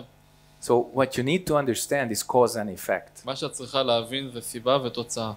That's what our lives are about. זה מה שהחיים בנויים ממנו. Nothing cannot be the source of something. שום דבר לא יכול להיות המקור של משהו. Nothing cannot say nothing. שום דבר לא יכול להגיד שום דבר. In order to say nothing, there has to be something that moves your mouth and your thoughts. כדי להגיד כלום, שום דבר, אז צריך להיות משהו שמזיז את השפתיים שלך ואומר שום דבר. What is that? מה זה המשהו הזה? That's your homework. זה השיעורי בית שלך. Practice hard, you attain it. תתרגלי קשה ואני אשיג את זה. I need a second question, please. You need the second question? Yes, please. Sustained. I want Okay. the second. That's bad. I want, that's denied. I need it. I really- Please, that's sustained. Go. טוב, יש לנו במשפחה, גילינו לאחרונה תסמונת גנטית נדירה. We found out recently in our family some genetic disorder which is very rare. והבת שלי בעיקר, הגדולה, סובלת מכאבים בכל הגוף מאוד מאוד חזקים. And my big daughter is suffering heavily from pains all over her body. גם אני וגם הבת השנייה שלי סובלות מהתסמונת. Also me and my other daughter are suffering from it. ומדי פעם יש לי מחשבה, And sometimes I have a thought. האם זה קשור לאיזושהי קארמה משפחתית? Maybe it's related to some family karma. אולי לאבא שלי, Maybe my father. שהיה ניצול שואה. That used to be a Holocaust survivor. ומאוד מעניין אותי העניין הזה של החיבור בין הקארמה לכאב וקארמה משפחתית של דורות. I'm very interested about this connection about the karma with the family, with the previous generations. We call it transgenerational karma. אנחנו קוראים לזה קארמה בין-דורית. And if we do not stop the identification with that, we carry that. אם אנחנו לא מפסיקים להזדהות עם זה, אנחנו סוחבים את זה איתנו הלאה. So today I have visited Yad Vashem. אז היום אני הייתי ביד ושם, ביקרתי ביד ושם. Incredible. What? Incredible. You cannot believe what human beings can do to each other. אתם לא מאמינים מה בני אדם יכולים לעשות אחד לשני. But to carry that karma to the next generation is a problem. אבל לסחוב את הקארמה הזאת לדורות הבאים זאת בעיה. So your grandparents or great-grandparents were in a concentration camp, but if the identification continues, then the camp extends to the future without barbed wire and dogs and guards. אז גם אם סבא היה במחנה השמדה, מחנה ריכוז, אז זה מה שהיה, אבל אם אתם מזדהים עם זה, אז בעצם אתם לוקחים את זה קדימה, מחנה הריכוז מתרחב, נמשך אל העתיד, אמנם אין גדרות וכלבים, אבל הוא עדיין במחנה השמדה, ריכוז. Because you identify with being a victim.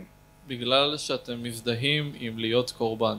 As much as it was true, it shouldn't be the case now. עד כמה שזה היה נכון בעבר, זה לא צריך להיות המצב עכשיו. Victim has two very big problems. לקורבן יש שתי בעיות מאוד גדולות. First, it disables you. You cannot live. A victim always dies. קודם כל הוא משתק אותך, הוא תוקע אותך. הקורבן לא יכול לחיות, הוא תמיד מת. And the other is, the next generation becomes a victim too. והבעיה נוספת זה שהדור הבא גם נהיה קורבן. Because that's what they learn. כי זה מה שהם למדו. And victims, קורבנות, when karma changes and turns around, become perpetrators. They can do that because they have the moral right, they have justice. אז קורבנות, ברגע שהקארמה מסתובבת ומשלימה מעגל, בעצם הקארמה מתהפכת והם הופכים להיות התוקפן. אלה שפוגעים, שיוצרים מקרבנים אחרים, בגלל שיש להם את ההצדקה המוסרית לעשות את זה, כי אני הייתי קורבן. אז Moral superiority cannot be the grounds to cause suffering to others. אז עליונות לא יכולה להיות הצדקה כדי לגרום סבל לאחרים. So for this DNA problem, you need a doctor. I don't pretend to be one. You need a doctor for that. That's the body. I'm talking about the mind. אז בשביל הבעיה הגנטית הם צריכים רופא. אני לא רופא, אני לא מתעסק בדברים האלה. אני רק מדבר על התודעה. And that mind should become free from any attachments and any identifications. והתודעה הזאת צריכה להיות חופשייה מכל היאחזות ומכל הזדהות. Identified with the past, you're captured by the past and you have no future. אם אתם מזדהים עם העבר, אתם כבולים על ידי העבר, ואז אין לכם עתיד. Learn from it, attain it, and allow that to recreate yourself. אז תלמדו מזה, תחילו את זה ותאפשרו לעצמכם ליצור את עצמכם מחדש. You become a different person. אתם תהפכי לאישה חדשה, לאדם שונה. A different individual. לאינדיבידואל שונה. That is a different family member.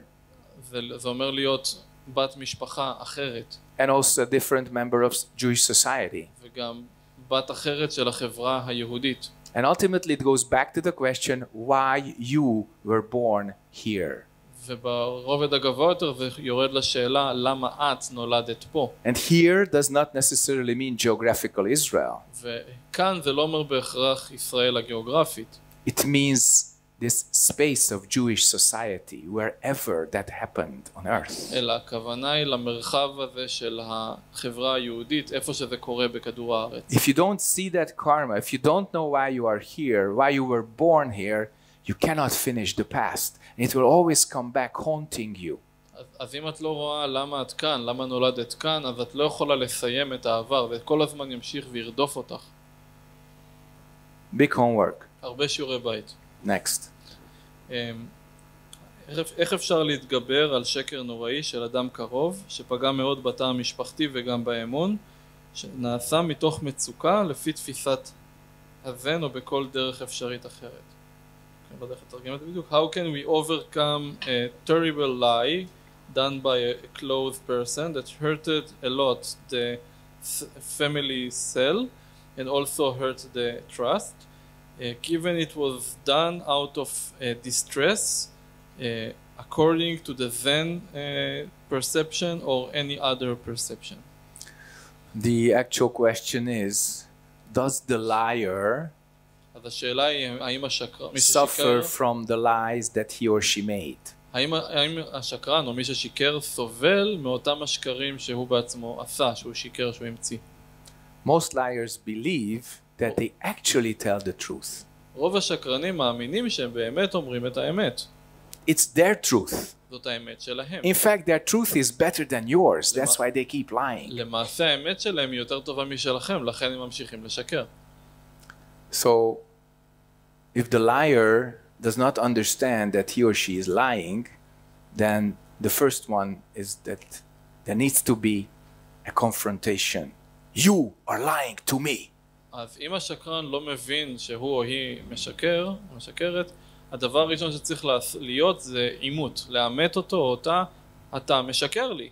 Is the fact of suffering. Is the fact of suffering. Lying is a type of suffering. You are detached from the truth. אז יש כאן סוג מסוים של סבל. השקר מנתק אותך מהאמת והוא יוצר סבל. Then discover the cause, the end, and the way to end it.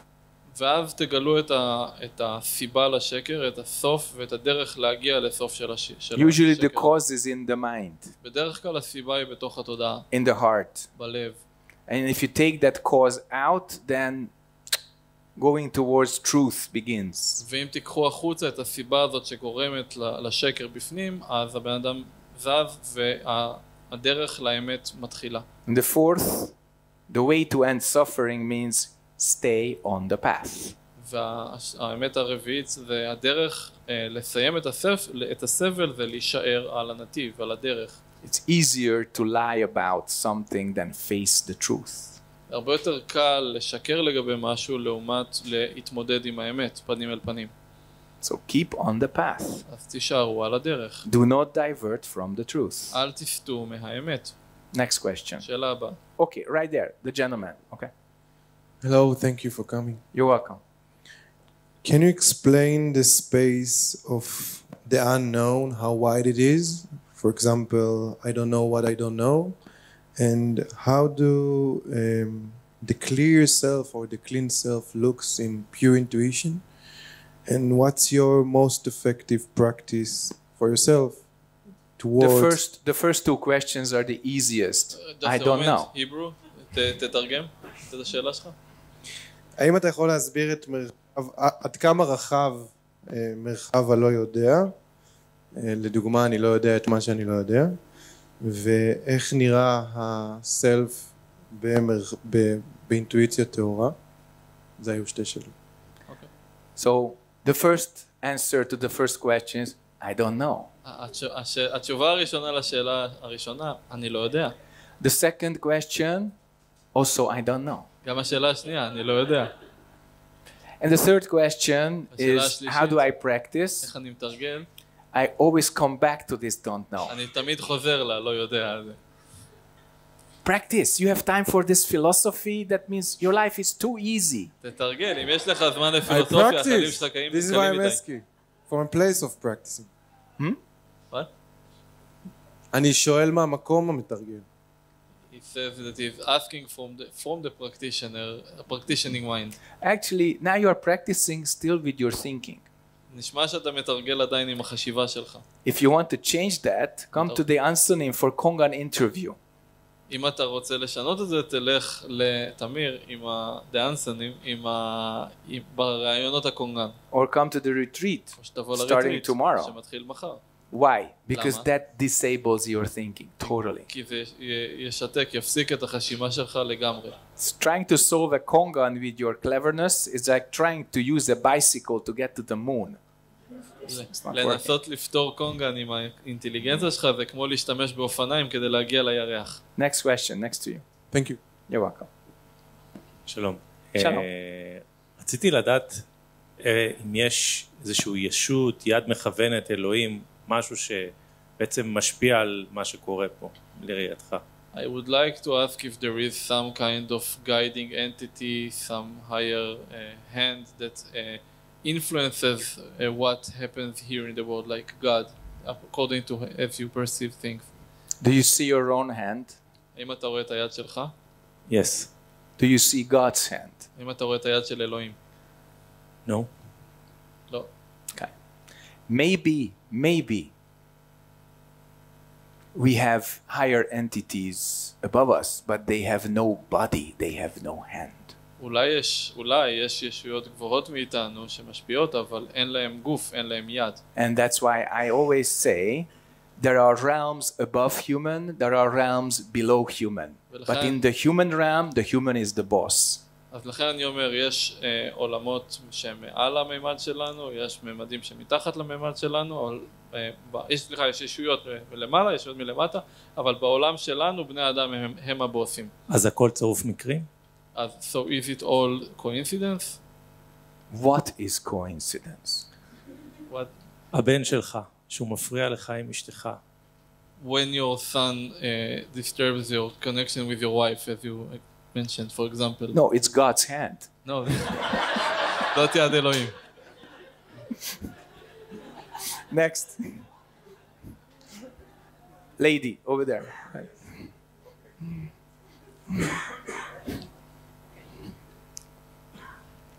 תודה רבה שאתה פה. בבקשה. אני לא יודעת לשאול. I do not know to ask. וזה מעצבן אותי. And it annoys me. Makes me angry. Oh, that's wonderful. זה נפלא. Because I don't know what to answer. כי אני לא יודע מה לענות לך. And it makes me very quiet. וזה עושה אותי מאוד שקט. How can I help you today? איך אני יכול לעזור? המורה שלנו מלמד אותנו ששאלה טובה בזמן הנכון יכולה מאוד להבהיר לנו דברים, סודרת אותנו בחיים. Our teacher teaches us that a good question in the right timing can really help us to get things clear and help us move forward in life. אז כשאני מתרגלת יש לי את מה זה זה. So when I practice, לפעמים I זה have, מה זה החיים האלה. what is this life? אבל כשאני בחוץ עם בני אדם, But when I'm outside with other human אז beings, יש איזו סיטואציה, ואז אני אומרת, למה לא שאלתי את זה? and there is some situation, I say, why אני did I חכמה ask that? בדיעבד. And then I think about it retrospectively. אני לא מסוגלת באותו רגע, להיות באותו רגע, בסיטואציה, ולשאול את השאלה הנכונה. I'm not able to be present at the right moment, at the current moment, and ask in this situation the right question. עכשיו ככל שאני רוצה את זה, זה לא מגיע, אני כבר מכירה את התרגיל הזה. So only by wanting this question, it doesn't come. I cannot get this answer in the right moment. Kwansembosa. I feel deep compassion towards you. אני מרגיש חמלה עמוקה כלפייך. Thank you. And that's all you get from me tonight. וזה כל מה שתקבלי ממני הערב. ומשהו מעשי. Okay. Here and over there. We have also Zoom questions too. Sure. אני אשאל בעברית. עכשיו אני מרגישה שאני מעוררת, כי בעצם אני חושבת, אני קמה כל בוקר מוקדם לתרגל, ואיך אני אדע בעצם שזה לא לחינם כל ההתאמצות הזאת, כי אני לא בפוקוס תמיד בתרגולים, הרבה לא בפוקוס. כל הזמן נכנסות לי מחשבות בשירים, בקידות, במדיטציה. אז איך אני אדע שזה לא לחינם? אני מתעוררת ומבזבז את הזמן. I feel disturbed right now. עכשיו זה ערער אותי. I feel shattered, confused, disturbed right now because I wake up early every morning to do my practice, and I feel that during the practice a lot of thinking, a lot of habits are coming up during the singing, during the chanting, during the sitting, during my practice. And how do I know that I am focused correctly, or that I managed to focus? How do I know that I don't practice for nothing? Do you really have to know? את באמת צריכה לדעת? עכשיו, בגלל שאמרת שלפעמים זה לחינם. לא עלה לי בכלל שאלה כזאת. You said early that sometimes the practice is for nothing. It doesn't affect. Don't take another people's medicine. אל תקחי את התרופה של מישהו אחר. Makes you sick. יעשה אותך חולה. If you practice for something, it's a mistake. אם את מתרגלת עבור משהו, אז זו טעות. If you practice for nothing, also a mistake. אם את מתרגלת עבור שום דבר, זאת גם טעות. Wake up and save all beings. תתעוררי ותעזרי לכל הברואים, בסדר? Don't check, don't check, don't check. אל תבדקי, אל תבדקי, אל תבדקי. Only do it. רק תעשי את זה. Next, back there. שאלה הבאה. Then zoom. Lady back there, long time, very persistent. Go. מאוד עקבית, מאוד נחושה. תודה רבה שהגעת לפה. בבקשה. אני אשמח לשאול, מדברים כל הזמן על החשיבות של באמת להיות ברגע, אז אין זה להיות כאן ועכשיו. Everyone talks about the importance of being here and totally in the moment. ואיך מתמודדים עם זה שאנשים קרובים אלינו, הרבה פעמים תקועים בעבר שלהם, וכל הזמן חוזרים על אותם מנטרות, אותם סיפורים, איך אני יכולה להתגבר על הסיטואציות האלה? How do we deal with the situations where people close to us are always stuck in the past, coming back to those memories, repeat the same old mantras? How can I deal with these situations? You tell them that you love them. תגידי להם שאת אוהבת אותם. And then they talk to you even more. ואז הם ידברו אלייך אפילו יותר. And then you say, I love you, but not your past. ואז תגידי, אני אוהבת אותך, אבל לא את העבר שלך. I love you, not your illusions. אני אוהבת אותך, אבל לא את האשליות שלך. I love you, not your projections. אני אוהבת אותך, אבל לא את מה שאתה משליך. And if you love me, אם אתה אוהב אותי, then you don't see the past, the projections, nothing, just me. אז אל תראה את העבר, את ההשלכות, את הזיכרונות, רק אותי. Prepare for disappointment. תתכונני להתאכזב. Next. שאלה הבאה. כן. How do we help a person that doesn't want to help himself? And the second question on the same page is... No. One question at a time. It's the same, okay. So how do we help a person that doesn't want to help himself? איך עוזרים לאדם שלא רוצה לעזור לעצמו? בעברית. Usually, these people are very, very stubborn. בדרך כלל האנשים האלה מאוד עקשנים. And you don't waste your time trying to help someone who does not want to accept that. ואתה לא מבזבז את הזמן שלך לעזור למישהו שלא רוצה, פשוט תקבל את זה. But sometimes your relationship, especially family karma, forces you to do something. לפעמים המערכות יחסים שלכם, במיוחד קארמה משפחתית, מאלצת אתכם לעשות משהו. Because only you are in the position to get close to that person who really needs help but doesn't ask for it. בגלל שרק אתם נמצאים בפוזיציה, בעמדה הזאת, לנסות לעזור לאותו אדם שצריך עזרה אבל הוא לא מבקש אותה. So you are like a good nurse standing there with a plate of medicine, band-aid and sanitizer. You stand there. אז אתם כמו אחות בבית חולים טובה שעומדת עם מגש, שיש שם פלסטרים, חומר חיטוי, תרופות, פשוט אתם עומדים עם המגש הזה. And when the guy hurts himself or herself, boom, by smashing the head into the wall, then you ask, oh, can I help you? ואז כשאותו בן אדם פוגע לעצמו, פוצע את עצמו על ידי זה שהוא דופק את הראש בקיר, אז אתם עומדים שם, אני יכול לעזור לך?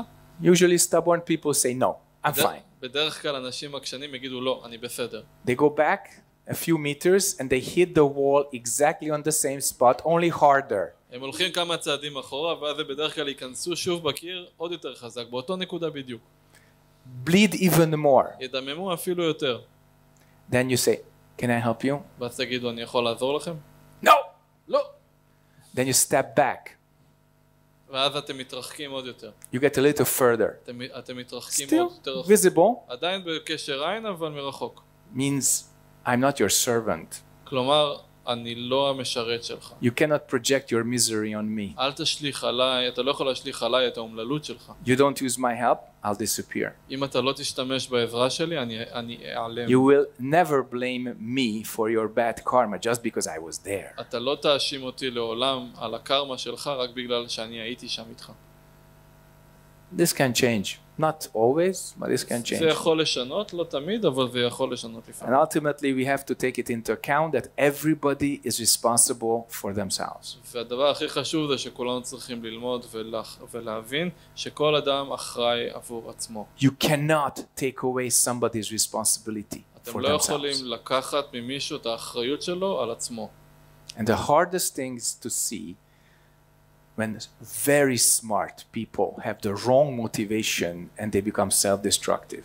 והדבר הכי חזק שהכי קשה לראות זה אנשים מאוד מאוד אינטליגנטים שיש להם מוטיבציה לא נכונה ואז הם הופכים את החיים שלהם להרס עצמי. And you have to endure the pain that the person is destroying oneself right next to you and you cannot stop that. ואתם צריכים לסבול או לא לסבול, להכיל את הכאב הזה שהבן אדם שקרוב אליכם פוגע בעצמו ומשמין את עצמו לאט לאט ממש לידכם ואתם לא יכולים לעזור לו. Remember this. תזכרו את זה. Help if you can. תעזרו אם אתם יכולים. Do not stop before it's hopeless. אל תעצרו לפני שזה חסר תקווה. But if you attach to somebody's mistake, you become the mistake. אבל אם אתם נצמדים לטעות של הבן אדם, אתם הופכים להיות הטעות הזאת. Next. איך אפשר ללכת בדרך מסוימת בלי לפתח תלות בדרך, בלי להיות כבול לדרך, בלי לאבד את החופש לפנות בכל רגע לכל כיוון? How can you walk a certain path or without develop a dependency on that path, without being confined or bound by that path, without losing the freedom to turn any other direction in any moment? Attached to freedom, big mistake. להיצמד לחופש זו טעות גדולה. Why were you born onto this earth? למה נולדתם לעולם הזה, לכדור הארץ? Was it out of freedom or just being tied and bound to your karma? האם זה מתוך חופש או מתוך איזושהי היותכם כבולים לקארמה מסוים? If the questioner understands a little bit of karma, then stops asking about freedom. אם מישהו שאל את השאלה הזאת מבין קצת לגבי קארמה, תפסיקו לשאול על חופש. It would translate into a concrete, clear choice in life. Can I choose over this or that? תשנו את השאלה לבחירה קונקרטית מסוימת בחיים עכשיו. האם אני צריך לבחור את זה או את זה? So practice necessary. אז עוד תרגול נחוץ למי ששאל את זה. Next living question. תודה. Right here. You already asked one, right? No? You did. I'm sorry. Go ahead. Same household? So now you have the right to 2 questions. אז לך יש זכות לשתי שאלות. Go ahead. So my first question is, בסדר, הוא יתרגם. לא, אתה עברית, אתה תתרגם. טוב. So my first question is, a lot of times I find myself acting like my mom, and especially in my relationship. And sometimes I act like her, and then I realize only after I did. So my question is it my family karma? How can I realize what is my family karma? Is it affecting me now in my relationship? And how can I break it? How can I Do you do reject something else? everything? Hebrew. עברית. אוקיי. אני אמרתי שאני מוצאת את עצמי הרבה פעמים מתנהגת כמו אמא שלי, בעיקר במערכת היחסים שלי, ושאלתי איך אני יכולה למצוא את המקור של הקארמה המשפחתית הזאת, ואיך אני יכולה לשבור את הדפוס. Do you reject everything that you got from your mother? האם את דוחה את כל מה שקיבלת מאמא שלך? No. לא. Great. יופי. So inside, talk to your mother. אז בתוכך תדברי לאמא שלך. Sometimes outside it's more difficult. לפעמים כלפי חוץ זה יותר קשה.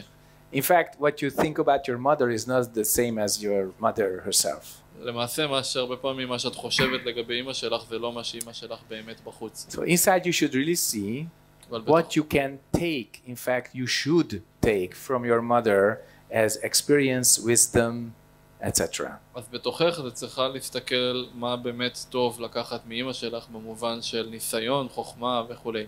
And take that. ותקחי את זה. Maybe it's 1%, maybe 5%, maybe 10%. Take that. אולי זה 1%, אולי זה 5%, אולי 10%. The rest you return. את השאר תחזירי. For both you are grateful. בשביל שני הדברים את אסירת תודה. You are grateful to learn things that you carry. את אסירת תודה על כל הדברים שאת נושאת בתוכך. And you are grateful to learn things how never to do things. ואת גם אסירת תודה על מה שלמדת מאמא שלך שאת בחיים לא רוצה לעשות. They have equal value. לשניהם יש ערך מאוד חשוב. They came from your mother, the most important person in your life before you got your boyfriend. אז מדובר באמא שלך, הבן אדם הכי חשוב בחיים שלך לפני שפגשת את בן הזוג. Right? נכון? You owe me a beer. אתה חייב לי בירה. Can I ask something else? Small. Yeah, Of course. I'm sorry, small. 2 questions. I have to hold it through. You said it. Go. Okay. I understand what you say, and with that, sometimes I feel like I don't have the control on my, like I can't control my actions. Like it's so in me that I can only see it after. Like I told you the first question. I mean, sometimes I feel like I can't control myself. Do the same to your father, because it's father's problem, not mother's. תתרגמי לעברית השאלה? אוקיי. עברית בבקשה. כן. אמרתי שאני לפעמים עדיין מרגישה שאני לא מצליחה לשלוט על התגובה שלי, כאילו שזה יוצא, ואז רק אחרי זה אני רואה את זה, שזה כל כך תמוה בי, שאני לפעמים לא יודעת איך לשלוט בזה. אז הוא אמר לי, כאילו תעשי את זה לאבא שלך, כי זה בעיה עם אבא. זה לא קשור בכלל לאמא. והוא צודק. I told him you were right. Great. Next. Back there.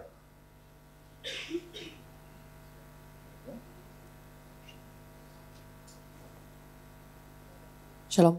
עובד. אני אגיד בעברית ואז תתרגם אותי.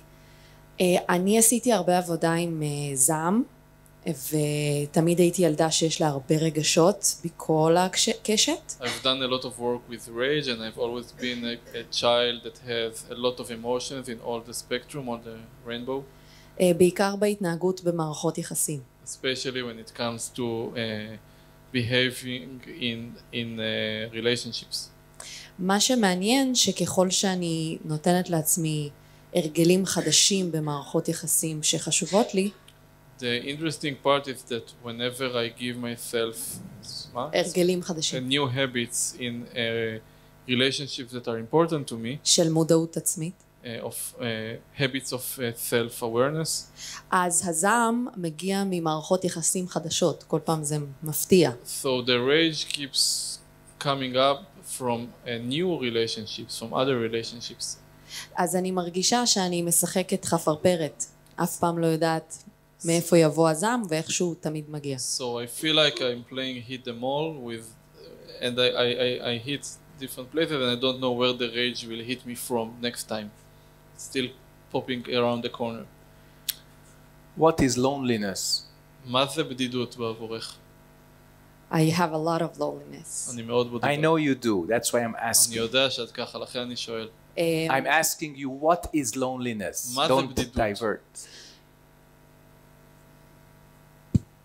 No. זה כמו חוויית חיים כזאת. What? חוויית חיים. It's an life experience for me. No. לא. No. לא. You're not lonely now. את לא בודדה עכשיו. No. It's your life experience too. Yes. זאת גם חוויית החיים שלך, נכון?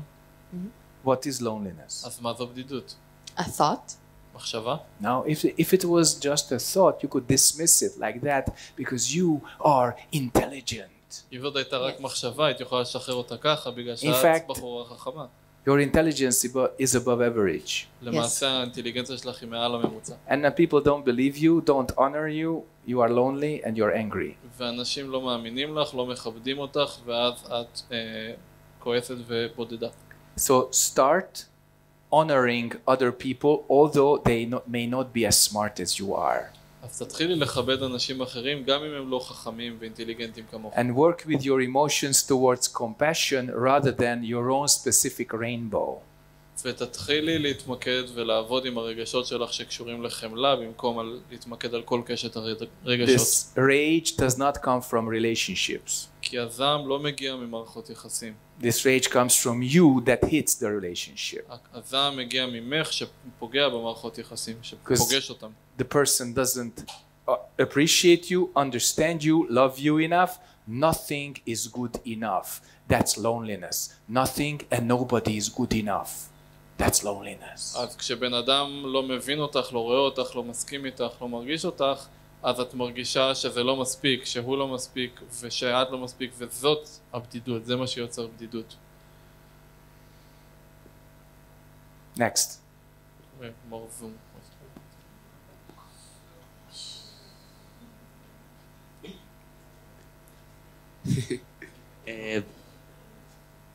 דיברנו קודם על זה שבודה אמר שהעולם נוצר על ידי המיינד בלבד. אז We talked earlier about Buddha's teaching that the whole world is created by the mind alone. So אז האם אני יצרתי את האירוע הזה, או אותך, או את כל מה שקורה בחיים שלי? So did I create this event here, or you, or everything else that happens in my life? ואם לא, and if not, wait. Okay. Don't make it too complicated. אל תעשה את זה מסובך מדי בשבילי. How many people are here during this function, this event? באירוע הזה. Give me a number. I think 70. אולי 70? Yeah, let's go with that. It's a little more, but it's okay. קצת יותר, בוא נלך עם זה, אבל אוקיי. So, you think that your mind alone made these 80 people come here? אתה חושב שהתודעה שלך לבדה יצרה את כל האנשים ה-70-80 Even your האנשים girlfriend made her own decision. אפילו החברה שלך עושה את ההחלטות שלה. So, it's us. זה אנחנו.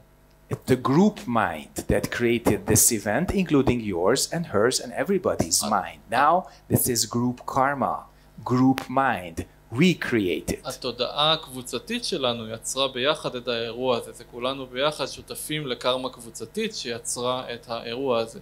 Family karma, previous question. Family mind. Even those people who are already dead, they are part of the family structure, the family subconscious, the field, and that creates family karma. Even the ancestors are with us. אז לגבי מה שהוזכר קודם על קארמה משפחתית, אז גם במצב של משפחה יש תודעת המשפחה שהיא תודעה שהיא נוכחת ומכילה אפילו את האנשים שכבר מתו, את הסבתות, את האבות הקדמונים שלנו, עדיין האנרגיה המשפחתית הזאת נוכחת ומייצרת את המחשבה, את החוויה המשפחתית הנוכחית שלנו. Couple karma, my favorite. הקארמה הזוגית זה האהוב עליי. She and me, we create it together. Sometimes it's not so clear. היא ואני יצרנו את זה ביחד, לפעמים זה לא כל כך ברור. Sometimes I think I create this couple karma and she follows. לפעמים אני חושב שאני יצרתי את הקארמה הזוגית הזאת והיא באה אחריי. Sometimes she believes she creates family or couple karma and I follow. לפעמים היא חושבת שהיא יצרה קארמה זוגית או קארמה משפחתית ואני באתי בעקבותיה. The Garden of Eden is a very good example how dangerous this is. הסיפור של גן עדן עם אדם וחווה הוא סיפור דוגמה מאוד מפורסמת ללמה הסיפור הזה כל כך מסוכן, למה הקארמה הזאת מסוכנת. In the Garden of Eden, the wrong triangulation happens. בסיפור של גן העדן אז היה את המשולש הזה כמו שאמרתי קודם באופן הלא נכון, זה מה שקרה. Because the snake talks first. בגלל שהנחש דיבר ראשון. God talks last. אלוהים דיבר אחרון. What if it was the reverse? מה אם זה היה הפוך? Human beings wouldn't look like this. בני אדם לא היו נראים כמו שהם נראים היום. So, yeah, mind. What kind of mind? That's why I said, don't identify mind with just what goes through your own brain. אז אל תזהו, זה מה שאמרתי קודם, אל תזהו את המיינד, את התודעה עם מה שרק פועל בתוך הראש שלכם. Currently, if I'm wrong, I stand corrected. About 8.5 million people create Israeli group karma. אז אם אני לא טועה, משהו כמו 8.5 מיליון אנשים יוצרים את הקארמה הישראלית הקבוצתית. Imagine that as one field with 8.5 million points of contact. תדמיינו איזשהו שדה כזה גדול עם 8.5 מיליון נקודות מגע. One big fabric with 8.5 million points where you can grab it. תחשבו על כמו מין בד כזה אחד ארוך שיש בו 8.5 נקודות שאפשר לתפוס אותם ולמשוך את הבד הזה. What kind of mind is that? איזה סוג של תודעה זאת? Depends on all of you. זה תלוי בכולכם. So that's how we create it. אז זה איך שאנחנו יוצרים את זה. Okay. Next here.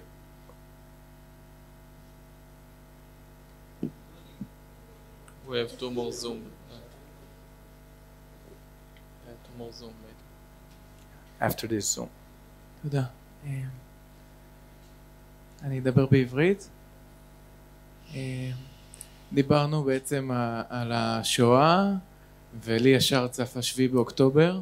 We talked earlier about the Holocaust, and for me the 7th of October came up. אני בחוויה שלי, אני די מדחיק את כל האירוע. In my personal experience, I kind of suppress or repress the whole event. ואני תוהה האם יש להנציח כדי שלא יקרה שוב דבר כזה, או עצם ההנצחה שלי ושל שאר החברה הישראלית, אנחנו יוצרים את זה שוב פעם לדור הבא. So my question is whether should we להנציח, to like making memorize or put some commemorate this event, whether it's a good thing in order to prevent this something like that to happen again, or maybe by commemorating this we provide it will happen again. Good question. It's a good question. So it depends on your relationship to the memory. זה תלוי ביחס שלך לזיכרון. If you identify with the memory, you repeat it. אם אתה מזדהה עם הזיכרון, אתה תחזור עליו. If you refuse to see the past and you hide yourself and you want to be blind to the memory, you also repeat it. אם אתה תסרב לראות את העבר ותסתיר את העיניים ותתכחש ותימנע מזה, אתה גם תגרום לזה לקרות עוד פעם. So how do you relate to that correctly? אז איך תתייחס לאירוע הזה באופן נכון? See cause and effect clearly. תראה את הסיבה והתוצאה באופן ברור. Ever since that day, מאז היום הזה, there's been a lot of suffering. היה המון סבל. A lot of suffering. המון סבל. There's a cause to that, multiple causes. יש סיבות לזה, מספר סיבות. Find that. תמצא את הסיבות האלו. If you find the cause, you find the way to end it. אם תמצא את הסיבות לזה, אתה תמצא גם את הדרכים לסיים את זה. And then you should walk on the path of ending it. ואז אתה צריך ללכת על השביל שמסיים את זה. Then you relate to the memory correctly. ואז אתה תוכל להתייחס לזיכרון הזה באופן נכון. How do you know that? איך אתה יודע את זה? Correct future appears. העתיד הנכון מופיע. If you don't relate to the past correctly, your future disappears. אם אתה לא מתייחס לעבר שלך באופן נכון, העתיד שלך נעלם. If you relate to the past correctly, then correct future appears. אם אתה מתייחס לעבר באופן נכון, אז העתיד הנכון שלך מופיע. Okay. Yesterday we talked about אתמול דיברנו על דמיון, אני שאלתי אותו שאלה. Yesterday we were talking about imagination, me and you. So אם אני מדמיין 7 דורות קדימה. So if I imagine 7 generations ahead forward. To לרפא את 7 דורות הבאים. To heal the next 7 generations. האם זה נכון להשתמש בדמיון? Is it correct or right to use imagination? No, it's not. לא זה לא. Don't use your imagination because it creates illusion. אל תשתמש בדמיון שלך כי הוא מייצר אשליות. Use your perception and see reality. תשתמש בתפיסה שלך ותראה את המציאות. And turn that reality to the correct direction. ותכוון את המציאות לכיוון הנכון. It's not imagination. זה לא דמיון. It's direction. זה כיוון. Okay. Zoom. And then her. אוקיי, זום. איך אני יכולה לדעת את התזמון הנכון לפעולה? כי יש את הדרייב להתקדם לנקיטת פעולה, אבל יש לי מעצורים וחששות מהתוצאה. How can I know the right timing for action? Because I have this drive to move forward and make the action, but I also have some blockages that block me and I'm afraid of the result. First, remove fear by perceiving cause and effect. If you see the cause, you see the effect, you're not afraid of the result. So, אז תתחילי בלהוריד את הפחדים שלך על ידי לראות באופן צלול סיבה ותוצאה, כי אם תביני את הסיבה, תביני גם את התוצאה, ואז את לא תפחדי. Fear can distort your awareness. הפחד יכול לעוות את המודעות שלך. Fear means you have some hindrance in the mind. הפחד אומר שיש חסמים מסוימים בתודעה שלך. You remove the hindrance, you remove the fear, you see the situation clearly. אם תסירי את החסמים שלך, את תסירי גם את הפחד, ואז את תוכלי לראות את to see the what clearly? Situation. תוכלי לראות את הסיטואציה באופן צלול. Then you see the relationship. ואז תוכלי לראות את המערכת יחסים. And the timing of the function also becomes clear. ואז גם הטיימינג, התזמון של הפעולה, גם הוא יעשה עבורך צלול. Last question today. There.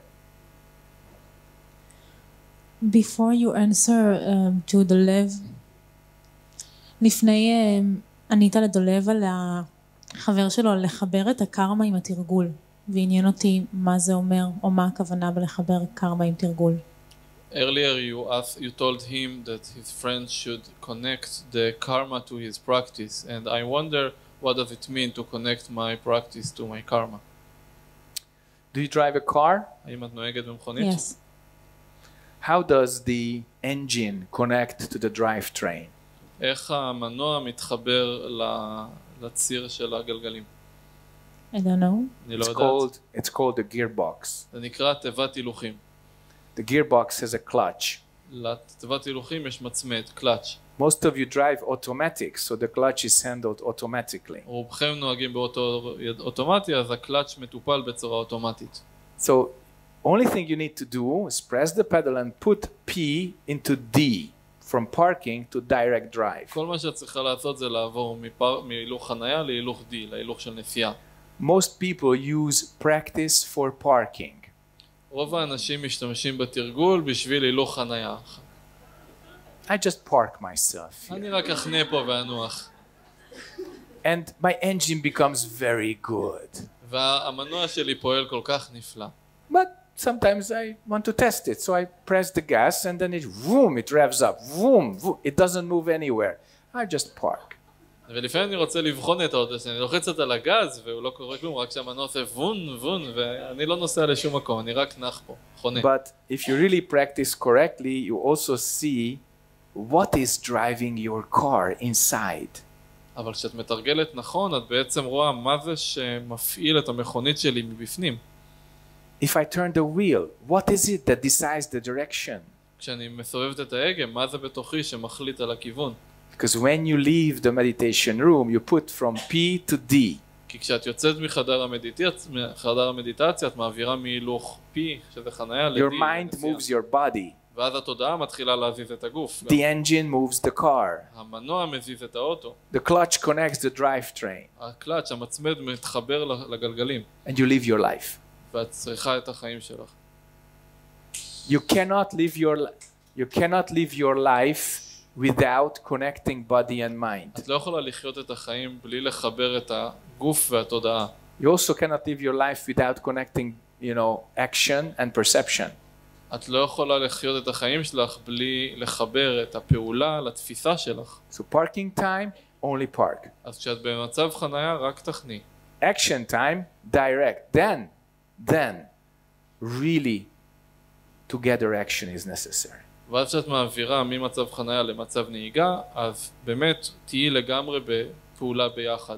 And whether you are practicing or living your life, there's one key element that keeps the connection. ולא משנה כשאת מתרגלת או כשאת חיה את החיים, עדיין יש אלמנט אחד שהוא מחבר ביניהם. I teach this as the first meditation technique. אני מלמד את זה בתור שיטת המדיטציה הראשונה. Even before talking about body, breathing, mantra, before all that, there's one meditation technique. אפילו לפני שאני מדבר על גוף, נשימה, מנטרות, יש טכניקה אחת של מדיטציה שאני מדבר עליה. And that is being honest with yourself. וזה להיות כנים עם עצמכם. Being honest with yourself connects body and mind, perception and action correctly. כשאתם כנים עם עצמכם, אז התודעה מתחברת לגוף, התפיסה מתחברת לפעולות שלכם באופן נכון. Don't lose that. אל תאבדי את זה. Thank you. Thank you everybody. Thank you. תודה רבה לכם.